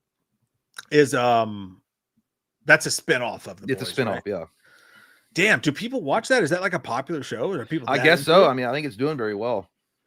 That's crazy, dude. Like I've not gotten past season 2 of the boys, so I really wish I could give you more, since that was such a sweet super chat, and we really appreciate it, brother. Thank you, man. But I love what you did with your fingers. I like it a lot. Thank you, brother. And Oi! also, Thank you, cunt. Oi, I can't do it. I don't know. Thank you, cunt. And that introducing us as well to those of you who have sent us a very sweet tip over on, and by tip, you know what we mean, over on Stream Elements as well. By the way, in case you guys weren't here earlier, there's a link down below in the scroll where if you don't want YouTube to take 30% of your super chat and for us to get all of it, you can click that link and send it here. We appreciate all of them though, so don't feel bad if you don't want to do that. Jake said, "Much love, boys. Traumatica deeply disappointed. Cheesy. Didn't tense up one time. All I have is Black Phone 2 now. You guys should listen to Good Looking by Dixon Dallas. It was made for you boys." I'm going to write that down, because Good Looking sounds like a song meant for Dixon Dallas. Someone. How many dicks are in Dallas? Dicks in Dallas. Maybe that's what it means. But Traumatica, dude, we watched trailer for that in a stream. Bunch of people were psyched off the trailer, but I haven't heard anything about the movie. So what you're saying makes sense, that it definitely did not live up to expectations. Yeah, I mean, I am looking forward to Black Phone 2. And you know, we were going to talk about overrated horror movies. Black Phone, it might be out there. I know it might piss off a lot of people in the chat, but I never thought Black Phone was that good. I don't think it was bad. I just think it was highly overrated. Black Phone 2, though, looks amazing. And This 3C, week- we had 3C on here last time. He said it was good. This week, motherfuckers. This week. It's coming out this week. I'm so excited. New member, Big Gulps, huh? All right. That's Fantastic name. So we drink around here is big goddamn gulps. Kyle says, celebrates 12 months of membership, by the way. Been watching you 4 years, dog. Fucking love you guys. Hey, we Love you, appreciate man. that, man. Thank you, Kyle. It's crazy how long we've been doing this and how old we fucking are. But we really appreciate you guys hanging out and doing what you do. Thank you, man. Jack Hunter, thank you, buddy. Eggplants. You can send eggplants over there. Says sex sells, and I can't wait till Jay gets his Dr. Loomis OnlyFans page going. Is it me or is everyone moist here? It's just you, you goddamn eggplant loving piece of shit. Goddamn nasty. Go to Reddit and hang out with Just Watch Me for Tips or whatever that asshole's name is. What do you think Dr. Loomis would do in an OnlyFans page? Like, you like this butthole, huh? I only don't do think this so I can pay for research to kill Michael. Yeah, that would be what he would do. He was like, yeah, I'm here to raise money to keep that cocksucker in jail because apparently the state and all their wisdom decided to cut funding. Because, you know, that works out really well. So here I am selling my ding dong on this dirty site. Dude, I was in jail one time and the guy comes over and he goes, I knew I was only going to be there for like a short minute because I was getting bailed out.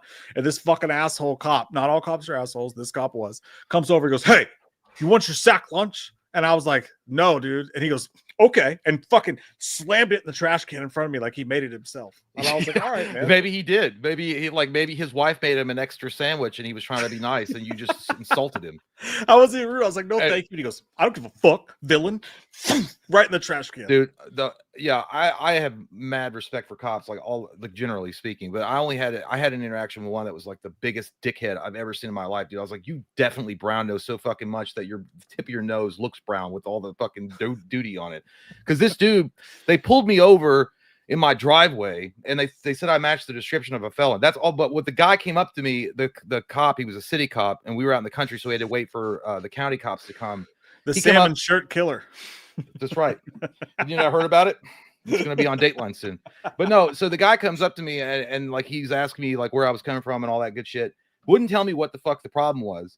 And you know, to make a long story short, they got this sheriff's department guy out there and he asked me the same shit that the other guy asked me, because the guy was like, "Oh, I got his license," and I could hear him talking, and he's like, yeah, he's not the guy. I could hear him, and the guy was like, "So, where are you coming from?" I'm like, "I just told that guy I'm coming from my dad's house." He's like, "Where's your dad live?" I was like up your ass. Yeah, I'll show you. He's like, "In this town." He's like, "Where's that at?" I was like, "In this town." And he's like, "Oh, okay. Does your dad have guns?" I'm like, "I don't know." And he's like, "Do you have guns?" It's like, "I have a huge one in my pants." No, I should have said that. But he was like, "Oh, okay. So what's your dad look like then?" I'm like, "I don't know, like me, but older." I don't know. I was like, "I don't carry a fucking photo around with him. I don't have a framed picture next to me." And he was like, "So if I called your dad right now, if I called your father, would he say that you just left?" I was like, "Well, he was in the shower." He's like, "Oh, convenient. He was in the shower." I was like, "Dude, what the fuck is this?" And then they got me out of the car, and like this whole thing happened. Dude, it literally took 45 fucking minutes for them to realize they had my license. They ran my fucking plate for them to realize like this isn't the guy. And finally, a detective showed up, and he was like, because the guy had searched me, and he gently fondled my balls at least twice, and I was like, that was respectful. Lucky. And then I was leaning against the back of the car, and the detective was like, "Come on, man, you don't have to stand like that. It's all good. Don't worry. There's no girls to show off in front of." I was like, people still do that shit. Anyway, it was very good. Yeah, dude. I've had mixed interactions with cops. Some of them great. That guy that came up and got you out of that situation was my old basketball coach, and he was a fucking sweetheart. That guy was, dude. I've also dealt with really huge asshole cops, and those are stories for another day. Well, but that guy, that dickhead sheriff's guy, he got promoted like 6 months later. Of course he did. I was like, all that dick sucking paid off, huh? Anonymous says, "Send a super chat before I knew about this. By the way, has anyone told you that y'all are the sexiest and non-fat people on YouTube?" Now you're pandering, all right? Because you know we're fat. You know we're fat. Your ass off. And like, when you say, "Hey," like, so when your wife goes, "Hey, honey, you're looking really not as fat as you fucking were yesterday." You, but I feel like that dude in Hangover. I'll allow it. I'll allow it. Appreciate you, man. Thank you. New member, Kill the Boogeyman. Welcome, sir. Anonymous says, and very much appreciate that. Says, we already read that. So suck my dick. I did this backwards, but we still love you nonetheless. I did this backwards. Anonymous says, "Not trying to get dark or whatever." By the way, when you guys do these on Stream Elements, it's got a place where you can put your name in if you want to. If not, you don't have to. But it says, "Not trying to get dark or whatever." But without this channel, I don't know where I would be in life right now in this community. You guys are the horror goats. Much love, dude. Appreciate it. Thank you, man. Appreciate you, dude. Yeah. More than we can give you some entertainment, dude. Yeah. More than you know, it's a big feather in our cap, especially with all the shit that we take from people for doing the silly shit that we do when we can reach out and help somebody. So thank you. It means the world to us, man. Austin says, "I have a theory that the hotter the chick, the less gay it is for her to peg you." Chalice would know. Listen, there's nothing gay about pegging. Okay. Actually, it's actually negative gay. It's showing that you're willing to take on what a woman goes through on a daily basis. That's news to me. Yeah. That's gay as hell. Basically, what I do when offered, I take it up immediately, because you know what? I respect women. And if you're not willing to be pegged, you basically just don't love women. And if you know anything about Dr. Chalice, it's that this man loves women. I don't know, dude. That sounds pretty gay. Take that. You know what? I like to take it a step further and be like, "Hey, I'm a doctor. I could take even more than you take on a daily basis, Candy. So why don't you take that same thing and dip it in some broken glass, okay? And let's see where this thing goes. You got to dip it in honey first, so it's sweet." What the fuck are you filming a Serbian film? Like a South African. What the fuck is that? That shit got dark. Shape in the bush. "Hey, Mike and Jay, love your fucking faces. You guys helped me through my divorce with your humor and videos, man. That means the world to us. Thank you. They really brighten my day, and I want to tell you guys personally, keep up the great content, and hope you guys are doing well." Thank you. Hey, thank you, man. Appreciate it. Thank you. Yeah, divorce sucks. Jay's been through a divorce. I'm probably going to go through 3 or 4 before time's up. So it's nice to know that there is like-minded individuals out there we can lean on. I'm going to go out. Yeah, I'm going to definitely do another one. I'm going for a scholarship. I'm thinking about doing another one. I didn't do it. That bitch cheated on me and initiated it, but you know. I think I'm going to go for. I'll do one more. Thinking about going out for a scholarship. I always love that part of the Breakfast Club when he said that. I'm going for scholarship. I don't know why that shit was funny. Appreciate you guys, and as well, we're very thankful for your super chat. Send them however you want to, but that is another alternate way to send them. Eric, also, by the way, just so you know, that the reason why that was brought up, and while we're doing that now, is because someone had actually asked us a few streams, well, like several streams ago, about if there was an alternative way to super chat, because they understood that YouTube does take a major Pac-Man crunch out of everything that comes through. 30%. Yeah. It's insane. Wild. So if somebody donated $100, they take $30 fucking dollars. Fuck Google. Yeah. And again, just to reiterate, if you're more comfortable sending them through super chat, we do not mind at all. That's the way we've always done it. That's totally fine. But we appreciate those as well. So thank you guys. Eric Hoos, boys, love y'all. Loomis, you suck more than the crackhead behind 7-Eleven. Yeah, well, you look like an aborted fetus that a woman did behind a 7-Eleven. So shut the fuck up, you low and Lavelle cocksucker. I don't know what you talk. You know what? I can't wait to read about you in the funny papers about the goddamn restraining order against your ass. Eric's a dumbass. Stupid. Lauren Lavera. Lauren Lavera is all he says, nonstop. Sounds like someone's upset they got caught behind the dumpster at the 7-Eleven. I was never behind the dumpster behind 7-Eleven. I don't even know what a 7-Eleven is. I go to Wawa. Boot Scoop Boogie. I find peace in watching you two. Thank you. Hey, man. Hey, thank you, Boot. We find peace in you allowing us to be degenerate pieces of shit. So thank you. I just imagine your PFP is the tranquil self that you feel when you watch us, when we make those dirty ass stupid jokes. And you're like, there's something entertaining and yet satisfying about watching two grown men make a fool of themselves while I myself am in this beautiful house that I designed with a Southern Living magazine. He looks like Charlie Hunnam after he got done having to act like fucking Ed Gein. He's like, he looks happy and at peace and like full hearts can't. Boot Scoot, no, he looks like a handsome dude. He looks like a best-selling author. I can see it. That should be your book picture. Yeah. Michael Potts, Jay, did you watch The Conjuring yet? And what's your honest opinion? By the way, I just want to tell you, Michael's only asked you this because he sucks The Conjuring's dick Monday through Sunday and is praying to God that you will side with him, because that movie sucks fucking. I haven't. Well, April's birthday is next Wednesday, and so you're gonna let her finally watch a movie she wants to watch. Only allowing on certain holidays and events. Yes. So we will be watching it next Wednesday, and I will give my full report next week at some point. I'm looking forward to it, and it's gonna be great. It's like I even allowed her to pick the place that we will go out to dine, which is a big deal as well. Wait, so you're going to the theater to watch it with her?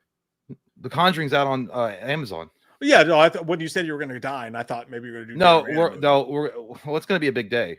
We might go to. We're going to. I think what we're going to do is we're going to go to Spirit Halloween and look at the decorations and maybe buy a knick-knack or two, and then make our way to Texas Roadhouse, where I will allow her to have a couple of things off the menu item, and then we will go home, and I think we set up a Monopoly board game, Ghostbusters Edition, which is a great game. And then we're going to pop in The Conjuring and have a good old time with some popcorn. Jay is dreading this birthday so fucking much. He'll never say it out loud, or maybe he will. But well, no, I already tried. Hey, babe, what if I just like went to sleep the whole day? I was like, no. I was like, what if we just? No, I literally was like, what if we just go to like, B-dubs and just hang out for a little bit and then go home? She's like, no, I don't want to go to fucking B-dubs. What if I just drop you off at your friend's house? Well, you know what? I'm sorry that you're a communist and you don't like American establishments, so you'd rather go to Texas. She's like, what's more American than Texas Roadhouse? I'm like, it's not. It's owned by Arabians. It's not even fucking American company. It's just not true. I don't know who owns it. I was just joking. It reminds me of that joke in Waiting, when that redneck is sitting there and he orders a steak and he's like, hey, what will you have? He's like, you know what? It's our anniversary. Let her have a Pepsi. Yeah, that was the whole point. Yeah. No, I fucking hate Texas Roadhouse, dude. To be honest with you, I just don't want to. I'm not a fan either. The kids love I wanted to go somewhere else, but she's like, I want a steak. I'm like, are you paying for it? The kids love it because they love the butter rolls, but like, there's nothing. I like to pretend I eat healthy, and there's nothing healthy you can eat. You get like a 6-ounce sirloin and some green beans, and that's boring as shit. But it's full of fucking rednecks. And I don't get me wrong, like there's nothing wrong with being a redneck, but like that many at once is a lot. And they serve their beers in those giant froth things. That's great. The beer's not good.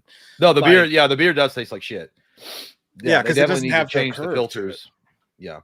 That's Yeah, true. so. I don't know, but that I'll let you know, Michael, next week. To be fair, I worked at a Logan's for like 2 years in my youth. So I just that Logan's, Texas Roadhouse, none of that shit gets my gears going. So I feel your pain there. Blue Tortoise Sports says, I'm gonna give it straight to you about I'm gonna What's give it going straight on? to you guys about Jason. Who's that? Tell us. Fucking classic scene from such a douchebag character. Mercurio80 says, hey boys, free mustache rides. Yes, I do. I was waiting for it. It's not even Christmas time. We're still months away, and we're already getting that. I do. Christopher Sampson, time flies with good friends and a bottle of whiskey. Buddy, a bottle of whiskey will get you through anything. A bottle of whiskey is going to make you see your PFP. It's just going to be like weird double exposed face. Not you, Chris. Yeah, whiskey does make the time go by faster. Last Boy Bayou says, Loomis Chalice, back off Bonnie Blue. She's mine. You may fall into that crack hole of degeneracy all you like. No problems. Good luck in your adventures with Valtrex. I was in line. I'm not going to pretend that I wasn't in line. All right. I was in line. And, but when they said they didn't have draft beer, I pieced out of there. But I would love to go back and be the final dude just so I could say I was the last one, right before. Could you imagine? Right before the end. You imagine being in that line and being the last dude? Dude. I only heard, what I heard was you got 5 minutes. Maybe, it was really fast. And you had to be I think you had 1 minute. I think it was 1 minute. You had to be stroking your hog in line the entire time and be like, all right, I'm ready to fucking blast. And then, maybe I would go, now I'm going to have a bunch of Eskimo brothers after this. I heard that it wasn't just one-on-one. You had to do it with several dudes at the same time. No, I don't know. I thought it was, maybe, I don't know if they maybe she could slide a couple of throwing a hot dog down a hallway, but I don't know if it was good at time management. What do you want? That's crazy. It's not holy shit. Boys, some men out there are dying of thirst. That brother's thirst. I want to interview someone who was there. I really fucking do, dude. Please, if someone was there, please come. I want to have a conversation about your thoughts and your choices. I would love to interview Bonnie Blue. I really would. I'd love to talk to her about it. Just be like, what made you want to get fucking goddamn railroaded by so many sausages? I actually am not interested in her opinion at all. And then we'll ask her about Michael Myers. And then we'll say, would you let Michael Myers fuck you? Byron Ed said, like the new display pictures. Thanks, man. Yeah, I got a new thumb for the I think it looks nice. I used to use PicMonkey. I switched to Canva. Trying to upgrade things here on the channel as much as fucking possible. And very excited about it. Thank you, man. That was what's about to me? You see the pumpkin head picture in the background? I updated that. Pumpkin head.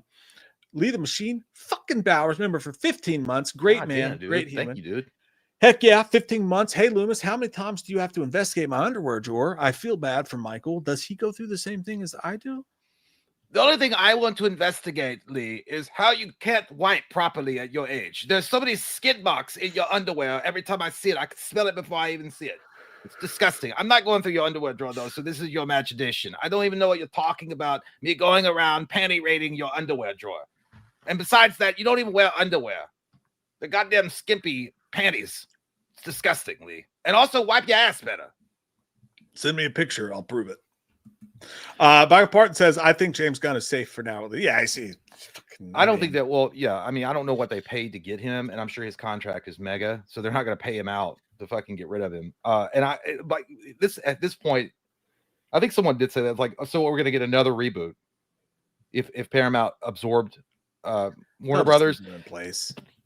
That'd be so fucking stupid, dude. Nobody would you just introduced Corn Sweat as the new Superman. You got rid of Cavill, which I think was a mistake. Even if you didn't like Zack Snyder, I think Cavill had already established himself as Superman. I think he could have existed in the James Gunn universe. I think it would have worked. And then you're going to say, well, now we're just going to reboot it again. Nobody would get that. Would be a death knell in Warner Brothers or in DC universe forever. I think not forever, but yeah. HOTT hot to go. James Gunn's fine, dude. He's gonna be there for a while. Rob Barker says it's Friday night, 1998. You guys pick one movie each to see at the cinema. Ooh. It can be any movie from 1998. Pick a snack and drink for the movie. What you getting? That's tough, dude, because you got to remember all the movies that were in 98, right? Fuck, that's a specific year. I'm cheating. I am too. 1998. Here, I'll pull it up. I'll pull it up for us. Okay, yeah, both. do that. Do that. We've done our top 10 of 1998, so it's not really. But by the way, this is a fun tutorial for you guys. If you want to do this, you can go here, go there, go release date. Yeah. Dude, that's a badass logo. Is that yours? No, that's IMDb. That's Oh, IMDb. We should steal it. And then 12/31/1998. All movies. Okay, so see results. You should have just used AI to generate it. Quick skim here. So pick one movie. So one movie of this list here. Watch them as they go. I can't. You're going too fast. Well, yeah, it's hard to go. Just go a little slower. Just go a little slower, and make sure that you talk dirty when you're doing it. Oh, you like that? Yeah, no, you like it slow. You like it sexy. It's gross. Give us 5 seconds, and we got to pick. 1. Blade's good. 2. Blade's possible. 3, 4, 5. Okay, I got mine. Out of those, it's Blade. It's Blade. H2O. It's pretty good. Well, I mean, I always say you get 5 seconds, but because I didn't want to go scroll through all of them. I know, but I couldn't handle those being the ones. Out of those, I would go H2O. And H2O is not my favorite movie by that would not be in my top 5 of 98. But based on what we saw, H2O in the theater was a great experience because it was the first time for a lot of people around our age that you got to see Michael on the big screen. Well, yeah, that's true. And the thing is, though, as a kid, I remember I would have picked Blade just because it was so different back then when a comic book movie was made, because it wasn't everywhere, and it was always a big deal when they were like actually taking it seriously, like what they did with Blade. They cast Wesley Snipes. It's a great story. They actually stayed true to the character. That's why I picked Blade. I would be like, even over H2O, I'd have picked it. I misread him. Actually, I fucked that whole thing up. It doesn't matter the movie. Pick a snack and a drink. We're fucking stupid.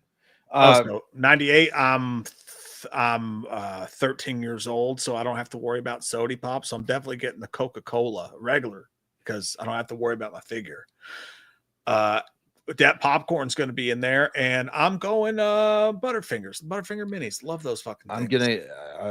I would like to have a large diet soda. Even in 98, when you're 13, you drink diet soda. Yeah, I love the fucking taste. What can I say? I love it. And a box of hot tamales. I love hot tamales. That's a good choice. It's a solid choice.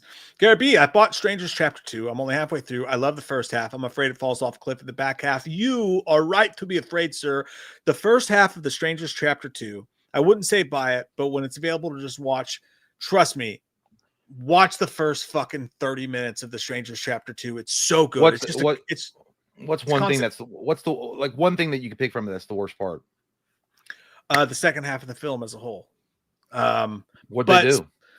Well, strangers weren't strangers. They knew them the entire time. It starts off with an amazing chase sequence in a hospital, shades of Halloween 2, the original. And all of a sudden she gets in the woods and a fucking wild boar, a CG boar attacks her. And we have to do 20 minutes of a CG boar attacking her. And then the whole rest of the movie just fell off a fucking cliff. Gary, I'm sorry to be the one to tell you this, but you saw the best part of the movie already. God, well, and you bought it too. That kind of, you know what, but I respect it. Back in the day, when you do, whenever you used to go to Walmart for midnight releases, I'd buy shit too. I would just buy it, be like, I want to watch this. And it would be like, you're rolling the dice, and then sometimes it pay off and sometimes it wouldn't. Dude, it's kind of like it's kind of fun to do that though, because it's kind of like when you were in the 90s, there was no Spotify, there was no YouTube. If you heard a song by a band that you liked, or typically what I would do if I managed to have 15 or 20 bucks to go to Walmart, Kmart, whatever, FYE, and you want a new CD and you just find the coolest cover art in the right section and you pick it and you go home. Even if that thing fucking sucks shit, you'll listen to it 20 goddamn times to try to make yourself love it. And I fell in love with a lot of shitty bands that way. So yeah, I'm one of my fondest memories. I remember renting from Hollywood Video. I rented Shaun of the Dead.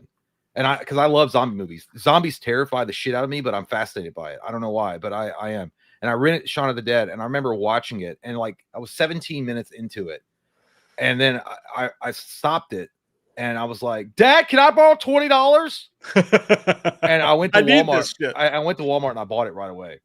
That's how it is sometimes. That's an instant buyer. I have bought movies for $20 though. Like you're on a date or whatever, and like you go to Walmart, like fuck it, let's buy it. Let's just buy. And it's so weird to think that you used to do that, dude. Like some of you youngins don't know. You used to go to Walmart, and if you saw a movie and you didn't know what it was, nobody used IMDb, nobody used any of that shit. The cover looks cool, it looks scary. Fucking, it's $17, it's $20. You buy it. You take that shitty fucking thin ass DVD case home, you pop it in, and it fucking sucks donkey balls. That was an awful feeling. But sometimes, well, you know what? I took a chance on Savage Garden Affirmation. It's a great album. I love every song. Best album I ever bought cold was Sugar Call, their first CD. Fucking amazing CD. Byron Hansen says, when are we getting Cody Leach on the stream and listen to his take on Rob Zombie H2 being better than the original Halloween 2? LOL, nah, I like the guy. Well, with that kind of attitude, never. How about never? I won't give a platform to someone who's going to spread hateful lies like that. Hateful lies. They damage people. We've almost been on Cody's show and had Cody on the show. It's never worked, not for any nefarious reasons or anything like that. Don't get me wrong, but that's got to happen at some point. We did the Halloween stream together with Lee a long time ago for sure. But I'm so self-conscious about the fucking thing covering my face. I instinctively now am like doing a Mr. Fantastic stretch when it comes up. but now it looks like I'm flexing. It's like, yeah, I dare Cody Leach come on here and talk about that shit. Luke Weber said, what's up, Dicklets? Hope y'all are well. When are we going to get another AI script reading stream with Stone Cold again? That was too funny last time. It is on the books. I got to reach out to Brennan, but that is in our plans for October to have Stone Cold, not Stone Cold, Brennan on the show this month. It will happen. Yeah, and so you people that are new here or that are just tuning in, he is one of the best imitators of Stone Cold I've ever heard. Like legitimately, like good. He could honestly turn it into making money on fucking TikTok or something. Yeah. And just so you guys know, in regards to this Halloween Horror Month season, we've done a lot of fun stuff. We've done a lot of good stuff. We've had a lot of false starts. For one, we plan to do a lot of our content at the Airbnb that we bought. And if you saw the video on Patreon, you see why that didn't work out. So that really fucked us. We were supposed to get together tomorrow. There was going to be some Michael and Loomis stuff in that tomorrow. And then turned out that my wife had a business trip she didn't know about, so that got delayed a little bit. Everybody in my entire family has birthdays this month. We just had a 4-day trip for my daughter's sweet 16 birthday, so it's been really, really hard trying to make the schedule work where we can do that. We're doing the best we can. We're trying really hard to still make this Halloween Horror Month special, but we're still going to get together this weekend. You'll get some Michael and Loomis stuff for sure, and apart from that, we'll still try to make. Or you guys will get a sugar packet or two. We're gonna do our best, man. But we really appreciate you guys. Anyways, Hack Production says, "Hey, nuts, you can do everything you're talking about in a private Discord server, like Scream, Stab 2, and give live commentary. Mike, you're gonna love to see Jay Squirm and White Uzi Gayness." Well, I've seen that. God damn, Hack, through our friendship. You've seen that many times. That's just our Friday night. I've seen it. Maybe you haven't. White ooey gayness. What you said. Jerry's a lovely soul. Love you, Jerry. He says, how long before AI Loomis returns for a Halloween trilogy set in the 70s? You know what? That probably is going to, I don't know if they would ever go that far because Donald Pleasance is legend. And I don't know how his family would feel or how his family even like or like about like Halloween overall, but you know that somebody's thinking about it. You know that they are. Somebody somewhere. I don't know.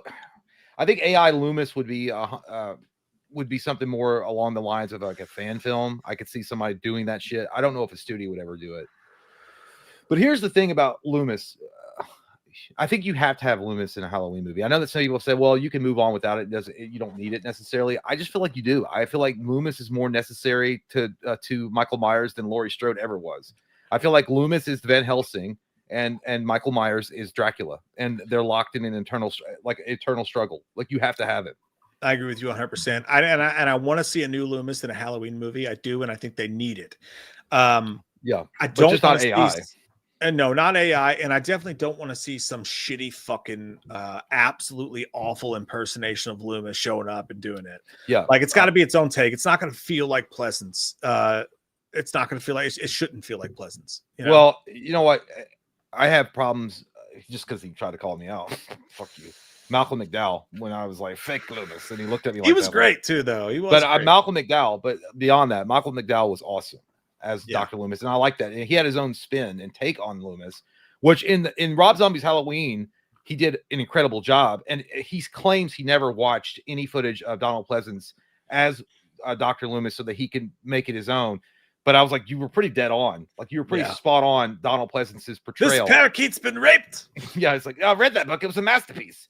He's lying, dude. He saw that shit. Yeah, There's no way. There's a lot of mannerisms that were very similar to Donald Pleasance, and then they completely ruined it with Rob Zombie's Halloween 2, and it become, his Dr. Loomis became a self-absorbed dickhead that was all about selling a book. Like that's the problem that I had major. But Malcolm McDowell as an actor and with what he did in the first Rob Zombie's Halloween with Loomis was perfect. Yeah, and you're right. I know that's not even the point you were trying to make, but you made a great point there, dude. Like, that's all I do. Someone could come on and be a doctor. Someone could come on and be a Dr. Loomis without trying to. I don't. We've seen so many terrible impersonations of Dr. Loomis over the years, whether it be the game video and people on TikTok and shit like that. I didn't even like. No, yours is different. Yours would fucking work. I like yours, but like, like even what they did in Halloween Kills, like it worked for the movie, but I would not want to see a full movie with that guy playing Dr. Loomis. I don't want a bad impersonation, dude. I want an actor like McDowell who does something like that. And I want a legitimate actor. And if he had like, if he's got a little Shakespearean background that he can do those kind of lines, that works too. I mean, I think that Donald Pleasance had a background in like theater and shit. Like you could tell like the presence that he brought to the film John Carpenter talked about it, like how big of a deal that it was to get Donald Pleasance to do Halloween. And like, he was like a major thing. Yeah. And he had this background in like Shakespearean, like theater and all that stuff. I think that they definitely need to cast an actor that knows what they're doing and that could portray Loomis in their own special way. But the guy that did the video game Loomis, I don't want to like shit on him, but that dude sounded fucking bored to death. That guy was on Tramadol while he was recording his line. It just can't be. Well, and the guy that they got for Halloween Kills, from what we understand, like he was the guy that just worked on the set, and they were like, yeah, he kind of looks like Loomis a little bit. Why don't we just dress him up? So he wasn't really an actor. Right. Yeah, exactly. Immortal said, I mean, look at the movie with her and Joaquin Phoenix. Who in Joaquin Phoenix? We're missing the Scarlett Johansson. Joaquin and her was great. What? Sorry, I think we missed the boat on that one, Immortal. Byron Hansen said, I like the idea of H6 and H2O being connected. Just have to explain Jamie and Laurie's relationship and what made her leave. Can you ignore the cult stuff? Maybe a mention or whatever. Yeah, dude. In the original script for H2O, there's a scene where Dean, Jamie Lee Curtis, Dean Laurie Strode talks about losing her daughter. There was an original thread in that script. And I feel like it'd be very easy to go back. You could even call back to that scene. I don't know if they filmed it or not, but it'd be dope as fuck if they actually pulled that footage out. But I think it could happen if they did it. It's just will the general audience understand? Well, I think Byron, the way you can explain it is pretty easy. That Laurie was probably concerned with the curse of being passed on to her daughter and thinking that maybe it was better to give her up and get her away from the family lineage of this insane serial killer stalking and trying to murder her because of the fascination with, trying to, I don't know, that's how you could easily explain that. But whether or not it might really give a shit though, at this point, it would be cool to see it. But I mean, that would be for diehard fans. I don't know how many, vanilla casual goers to cinema would actually care. Yeah, about that. I'm in agreement there. Austin says you need to read Halloween Night Dance. It reveals that Michael is darkness itself, older than the universe, a concept we have no way of stopping. Austin, you've been around here too fucking long, pal, to not know we can't read that we did that. Jay doesn't even know. We did Night Dance. We did, I think we did the first and second copy of our first and second episodes in that comic book series. We covered them. We haven't done the whole thing yet, but we did a couple. I don't remember specifically Halloween, Night Dance, but when you said older than universe, that kind of clicked. So yeah, I know that. There was some wild shit. It was great. Check those videos out though. They're good. Jeremy Sally says, what's up, my guys? I love you, man. New Mortal Kombat 3 movie in the works. Your thoughts? Have you guys ever seen a grown man naked? Yep. More than once. By the way, it's Mortal Kombat 2, dude. What are you talking about? No, he's saying that they greenlit 3 as well. Jeremy, don't come here and flex your knowledge on us with your North Carolina Tar Heel background and your pool table. That looks awesome. Jeremy, by the way, I got a bone to pick with Jeremy, dude, because I put up I had to watch it anyway for an article I had to write. So I put up on the Patreon Child's Play 2 commentary, and Jeremy comments and he goes, "What the hell, dude? How come you're not doing this without Jay? Like, what the fuck?" And I was like, "Hey, man, you know Jay does solo commentaries on here all the time. I don't see you in his videos being like, hey, how come you didn't do this without Mike?" I was like, "Hey, sometimes we do them separate, and that's okay too. Why are you trying to wheeze my grindage, dog?" First off, I didn't know you were doing a Child's Play 2 commentary, and I wouldn't have. If you told me, I would have been like, "Fuck you! Why don't you go get Cody Leach? Why don't you go get Cody Leach to do a commentary?" It was like at 9 a.m. and I had to watch it anyway. You didn't want to watch Child's Play 2. No, that's my point. I would have been like, "Fuck no." That's exactly no, Jeremy. It's fine. Like I do like yeah, we do solo stuff now and again. I'm kidding, Jeremy, but I'm just joking. I mainly do Patreon commentary where it's like, I haven't seen this, Mike's seen it, so I'll just do the review for it or whatever, or the commentary. But yeah, I don't give a fuck. If Mike literally had asked me at 9 a.m., "Hey, dude, I'm getting ready to do a Child's Play 2 commentary. You want to be like, go fuck yourself, dude. It's 9 a.m. No, that's the fun part about Patreon and stuff. It's like we just do random shit. Like Jay's done Event Horizon, Bring Her Back. Jay's done a lot of solo commentaries on there. Yeah, Skinamarink that Mike said wasn't scary and it was fucking scary. So fuck him and fuck you for saying it wasn't scary. I mean, I'm talking about the crowd that said it wasn't scary. It was totally fucking scary. Sometimes you it's like a meter. You got a meter. Like Jay and I have to save our meter for certain things, but sometimes you just want to do something random and out there. You can do it. That's what's beautiful about it. I know I was just fucking with Jeremy, by the way. But Mortal Kombat 3 in the works, dude. That says to me that they are so confident in Mortal Kombat 2 that they're going to go ahead and greenlight 3. Well, I think that movie's going to be I think that movie's going to be a fucking banger. I think that's why they changed the date, because they really believe in it. They want it to be huge. So look for Mortal Kombat 2 to be a fucking great movie, dude. That's how I'm feeling. That's what I'm saying. I would love to watch the panel. I really would, because apparently, like, again, there was some juicy stuff that was said or talked about or something. But by the fuck, dude, I meant to tell you this too. We can't probably watch it. See, I bring this up and I tease the taint, and then I'm like, we can't probably watch it. But there was leaked footage of X-Men season 2, 97, X-Men 97 season 2. The cartoon? Yeah, it looked fucking good. The first season was good. Apocalypse. Dude, even the first season was so fucking good. I love that show. You guys need to watch it. Have you ever seen A Grown Man Naked? Dude, a couple years ago, I was at a gym and I was in the fucking locker room or whatever, and just like, I don't fucking change in there. I was just like grabbing my shit. And some of you know this, in some gyms, old dudes, like I'm talking like 60, 70-year-old dudes, love to hang out in gyms with their dongs out and just walk around with their old wrinkly ball sack. Just bros out. Being bros. Yeah, there was a dude just hanging out, just standing there like with his nutsack out. And I was like, he was fucking, dude, he had a fucking hair dryer. It was blowing on his. I was like, this guy's fucking nuts. That was the last in-person old man dong I saw, but it was one too many. Yeah. You ever seen an old man dong in person? You ever see your dad's dick? I did. I was getting ready to say, when I was a kid, I like, it was burned in my memory. I was like I remember going into, like, I was going to go to the bathroom and open the door, and he was pissing, and his pants were really far down. I'm like, why is his pants so far down? I saw a fucking schlong, and I'm like, God damn, what the fuck? And then my father couldn't say anything except to turn to me and be like, one day all this will be yours. No, but I've seen my dad naked, but I mean, I never been at a random place and a dude just stripped butt naked and be like, look at my wiener. I never seen that. Yeah, I don't know how. I feel like I would react. You know what I would do? Eyes up here, buddy. Hey, eyes up here, David Cornswet. I would not acknowledge your dick. I won't give you that satisfaction. Most of the zombie says, hi guys, just watched VHS Halloween, and in my opinion, it has all-timer tapes. Did you guys see Devin Sawa will be in the new Return of the Living Dead? So first off, VHS Halloween, saw that at Fantastic Fest. Fucking great VHS entry because it adds the Halloween accoutrement into what's already great VHS shit. Secondly, Devin Sawa brought that movie back to life for me, because all the shit you've been hearing about Return of the Living Dead, the director does a bunch of dog shit fucking movies. There's a bunch of lawsuits going on. I was like, all right, I'm going to write that fucking movie off. They brought in Devin Sawa. I mean, he's not like an A-list actor, but like he's still good though. He's still good. So I think he single-handedly probably brought that movie back to life in a lot of people's eyes. I wonder what part Devin Sawa is he gonna play that? Like, your brain smells so good. Is he gonna play that guy, or is he gonna play it's a sequel, so I don't know. It's a Okay. sequel to the original, so it's hard to tell. KOS, become a YouTube member. You're scary as fuck. Holy shit! You don't want to meet that guy behind the 7-Eleven. That's for fucking sure. He's like, yeah, you like ice cream? Nope. Byron, thanks, buddy. He says Freddy being a rogue Cenobite makes sense. He got his powers from that dimension film from Leviathan.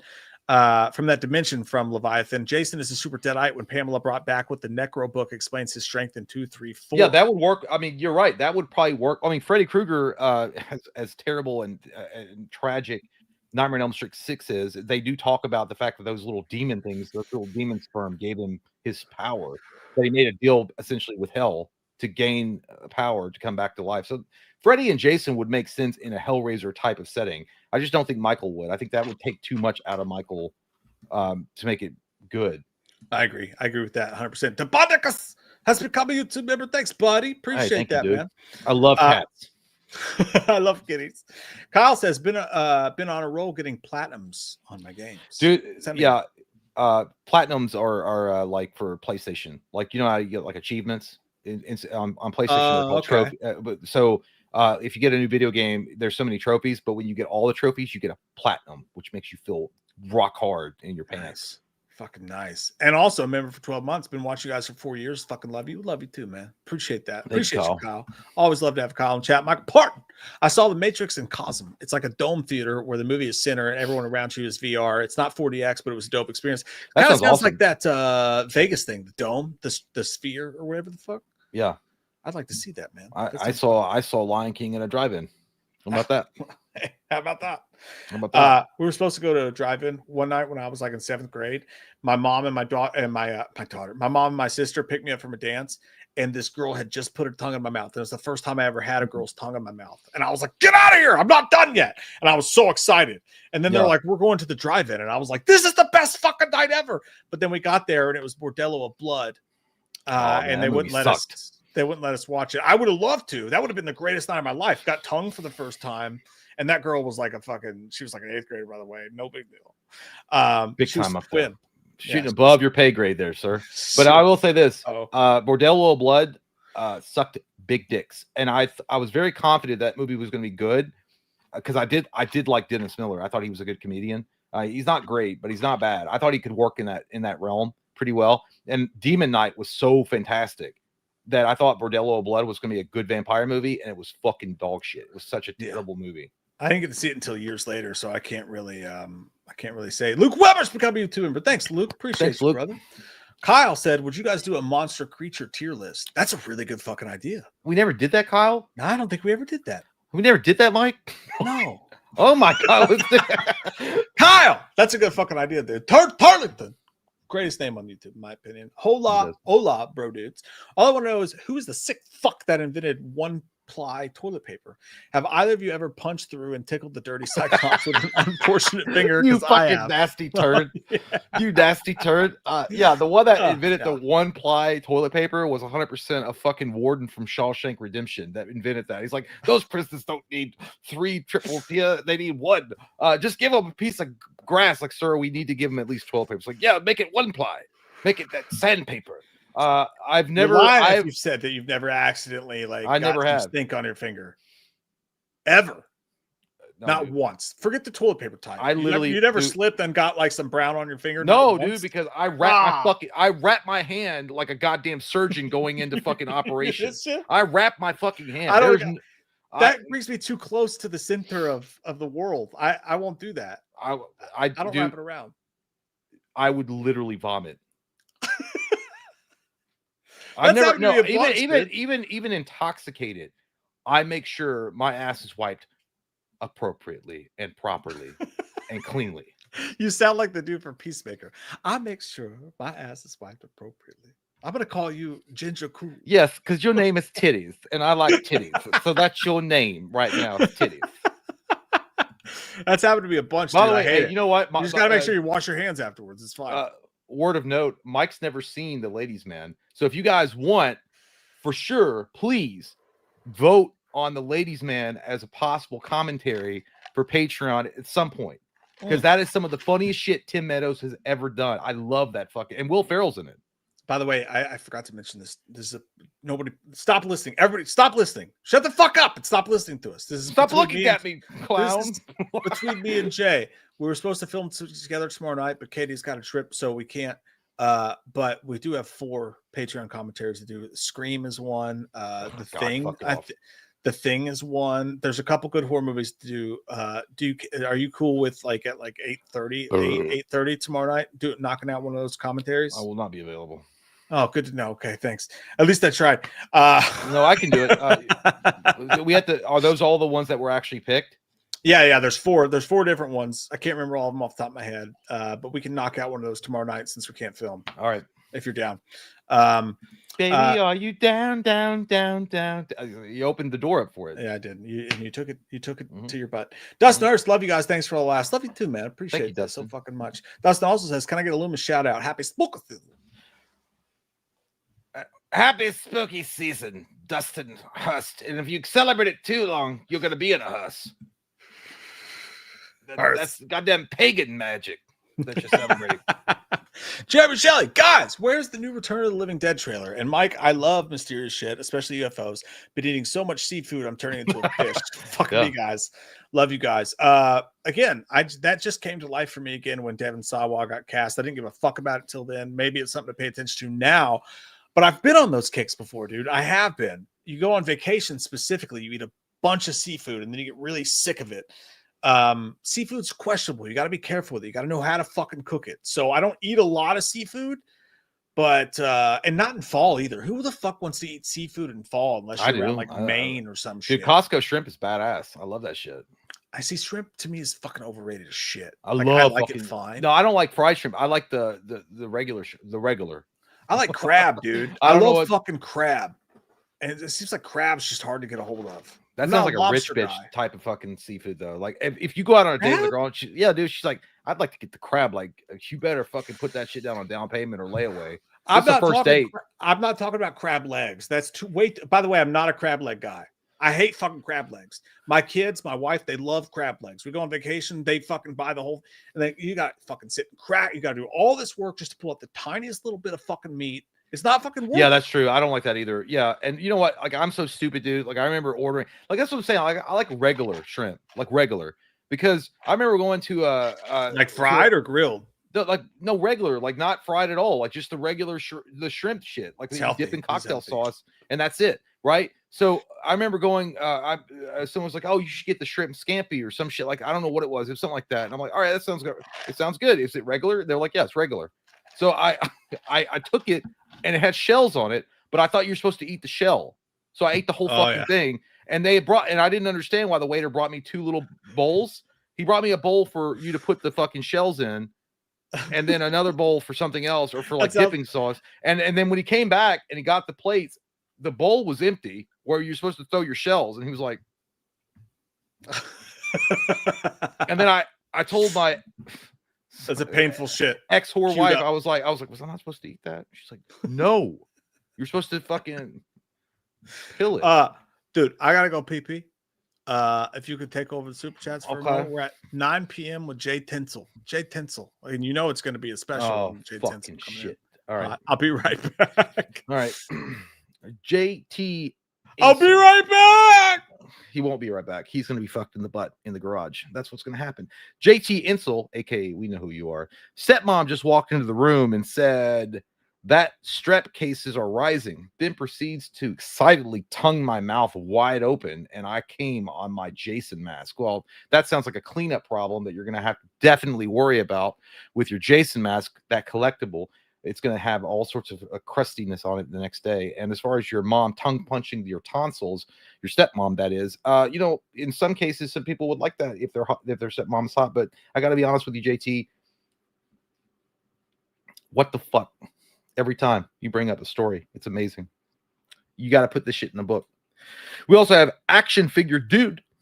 Says, Jay, have you ever heard of the action figure line Mythic Legions? If not, you should check it out. The guys that make them worked on the 90s Spawns toy. No, that's badass. No, I've never heard of that. But I'm glad. You know what? I'm going to look at it. And this guy comes in. His name is Action Figure Dude. He knows what he's talking about for show. Thank you, man. Yeah, I don't really collect as much as I used to. I was a huge collector of Marvel Select, and then I did collect NECA for a minute. Movie Maniacs was also a big one, but I kind of dropped out of it. But I'll check it out, man. Thank you so much. The West Station. Little Oompa Loompa. Carl Orban says, "Hey, Mike and Jay, how's it hanging? Mike and Jay, are you guys currently caught up?" Well, Mike read that. Oh, yeah, he read that earlier. Robin Barker says, "I've said this before. Easiest way to continue Halloween is from H6, but use Steven in modern day to bridge 78 and 95 or to 95. There's enough wiggle room at the end of H6 to catch up old and new fans." Yeah, that's true. But are you going to be able to get Paul Rudd back? I'm not saying you need him necessarily, but it would be cool to have him back as Tommy. And as far as Steven continuing the legacy of Laurie Strode, yeah, I mean, you could definitely play around with that, but I just don't know, Robin, because I think that a lot of fans like us, hardcore fans, would love that. We would appreciate the shit out of that. But from a financial point, as far as the studios are concerned, they might be like, well, are those nostalgic fans gonna like support this? Are they going to be able to be around to keep this thing going? You know what I mean? Like, I don't know, but you're right. There is enough wiggle room. They could definitely do that. Robin Barker had a great thing. I said this before. Easiest way to continue Halloween is from H6, but use Steven in modern day to bridge 78 to 95. There's also enough wiggle room at the end of H6 to catch up old and new fans. Now, I think here's a caveat to it. I think that you could make it, but you gotta, like, I don't think modern time. Steven, what was it, 1990? When did Halloween 6 come out? 95? Okay, so 95, make him 20 years old, 25 years old. You'd have to set it in, well, no, I guess it would be technically modern. It'd be like 2015, right? You look like Tim the Toolman Taylor's neighbor. Wilson? Yeah. You want to see the top part of your head? You know, Tim.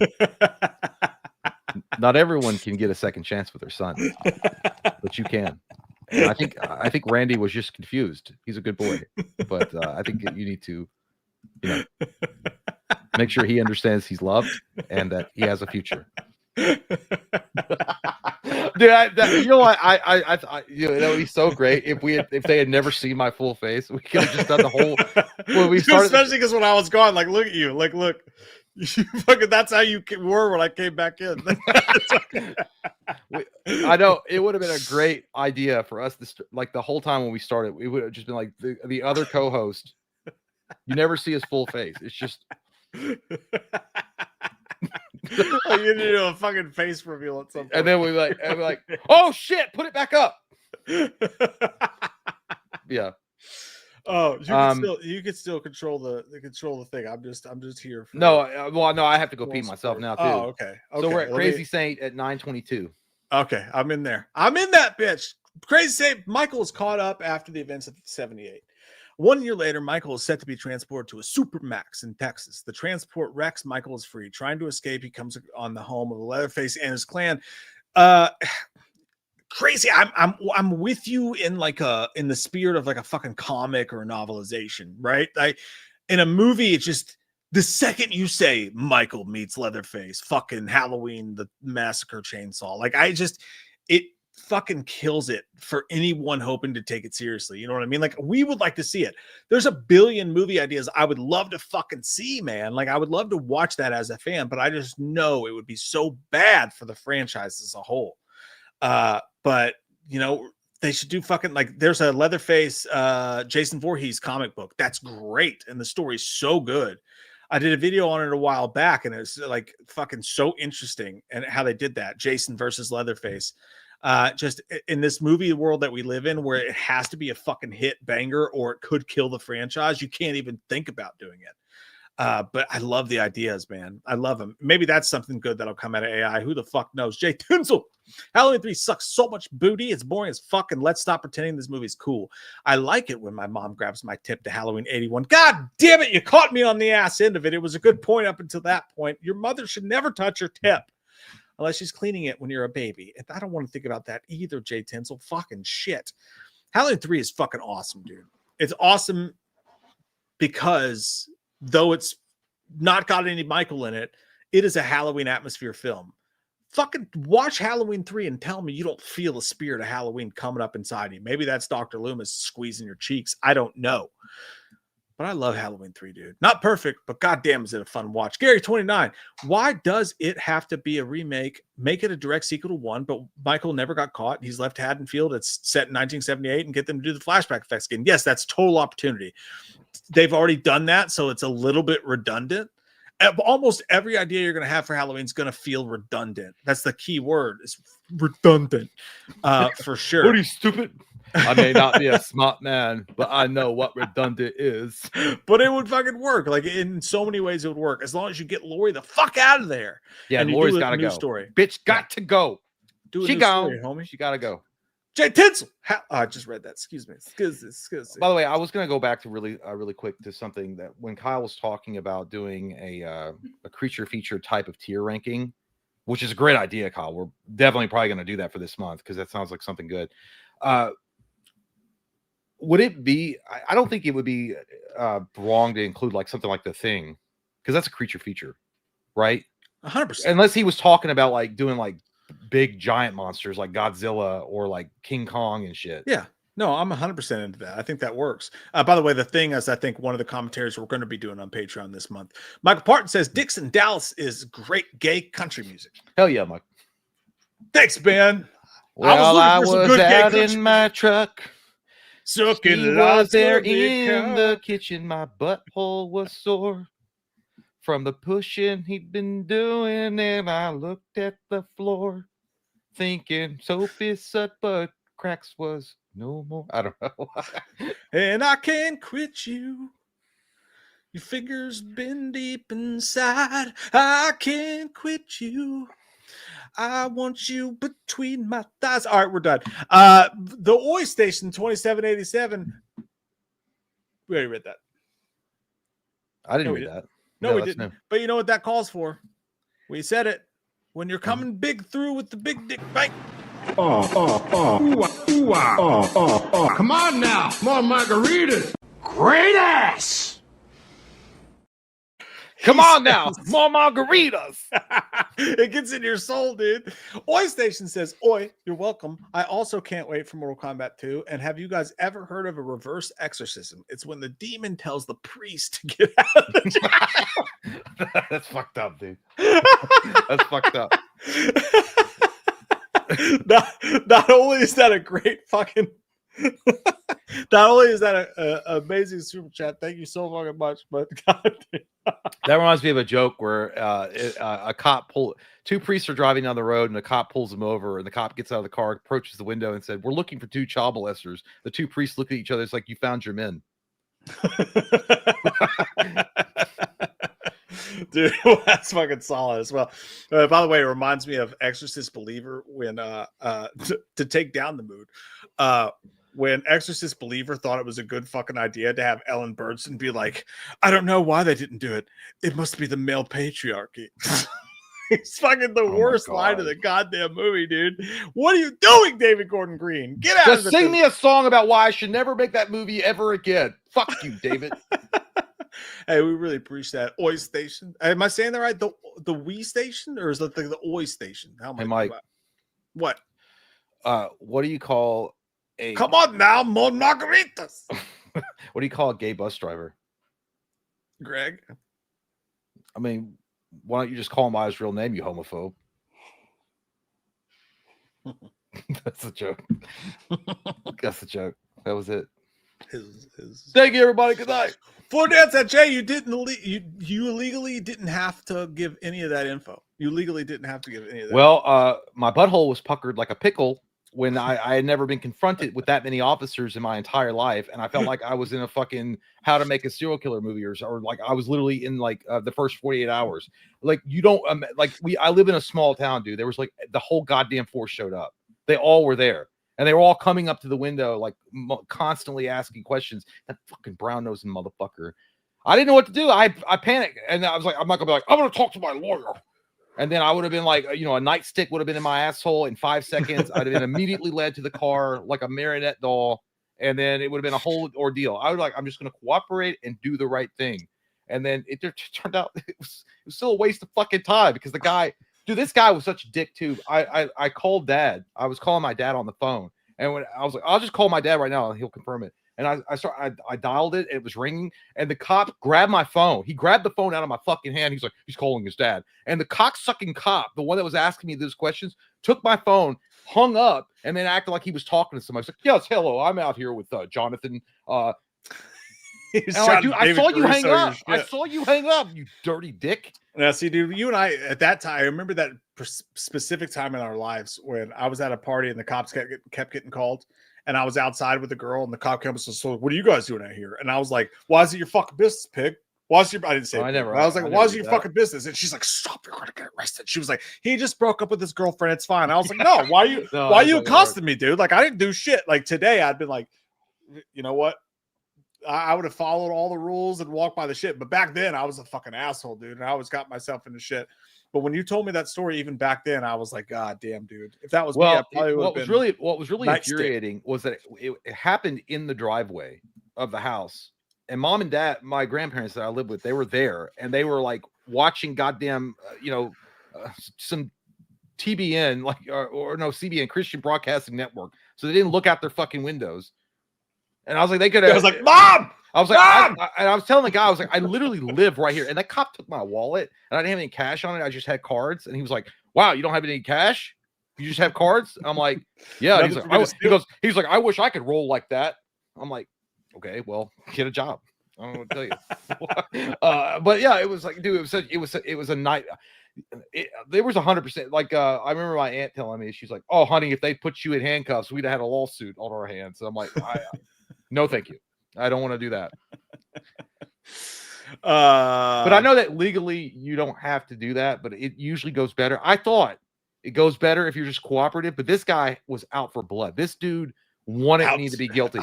Well, this dude was like Steven Seagal with a ponytail, but he didn't have one. He just had a small dick.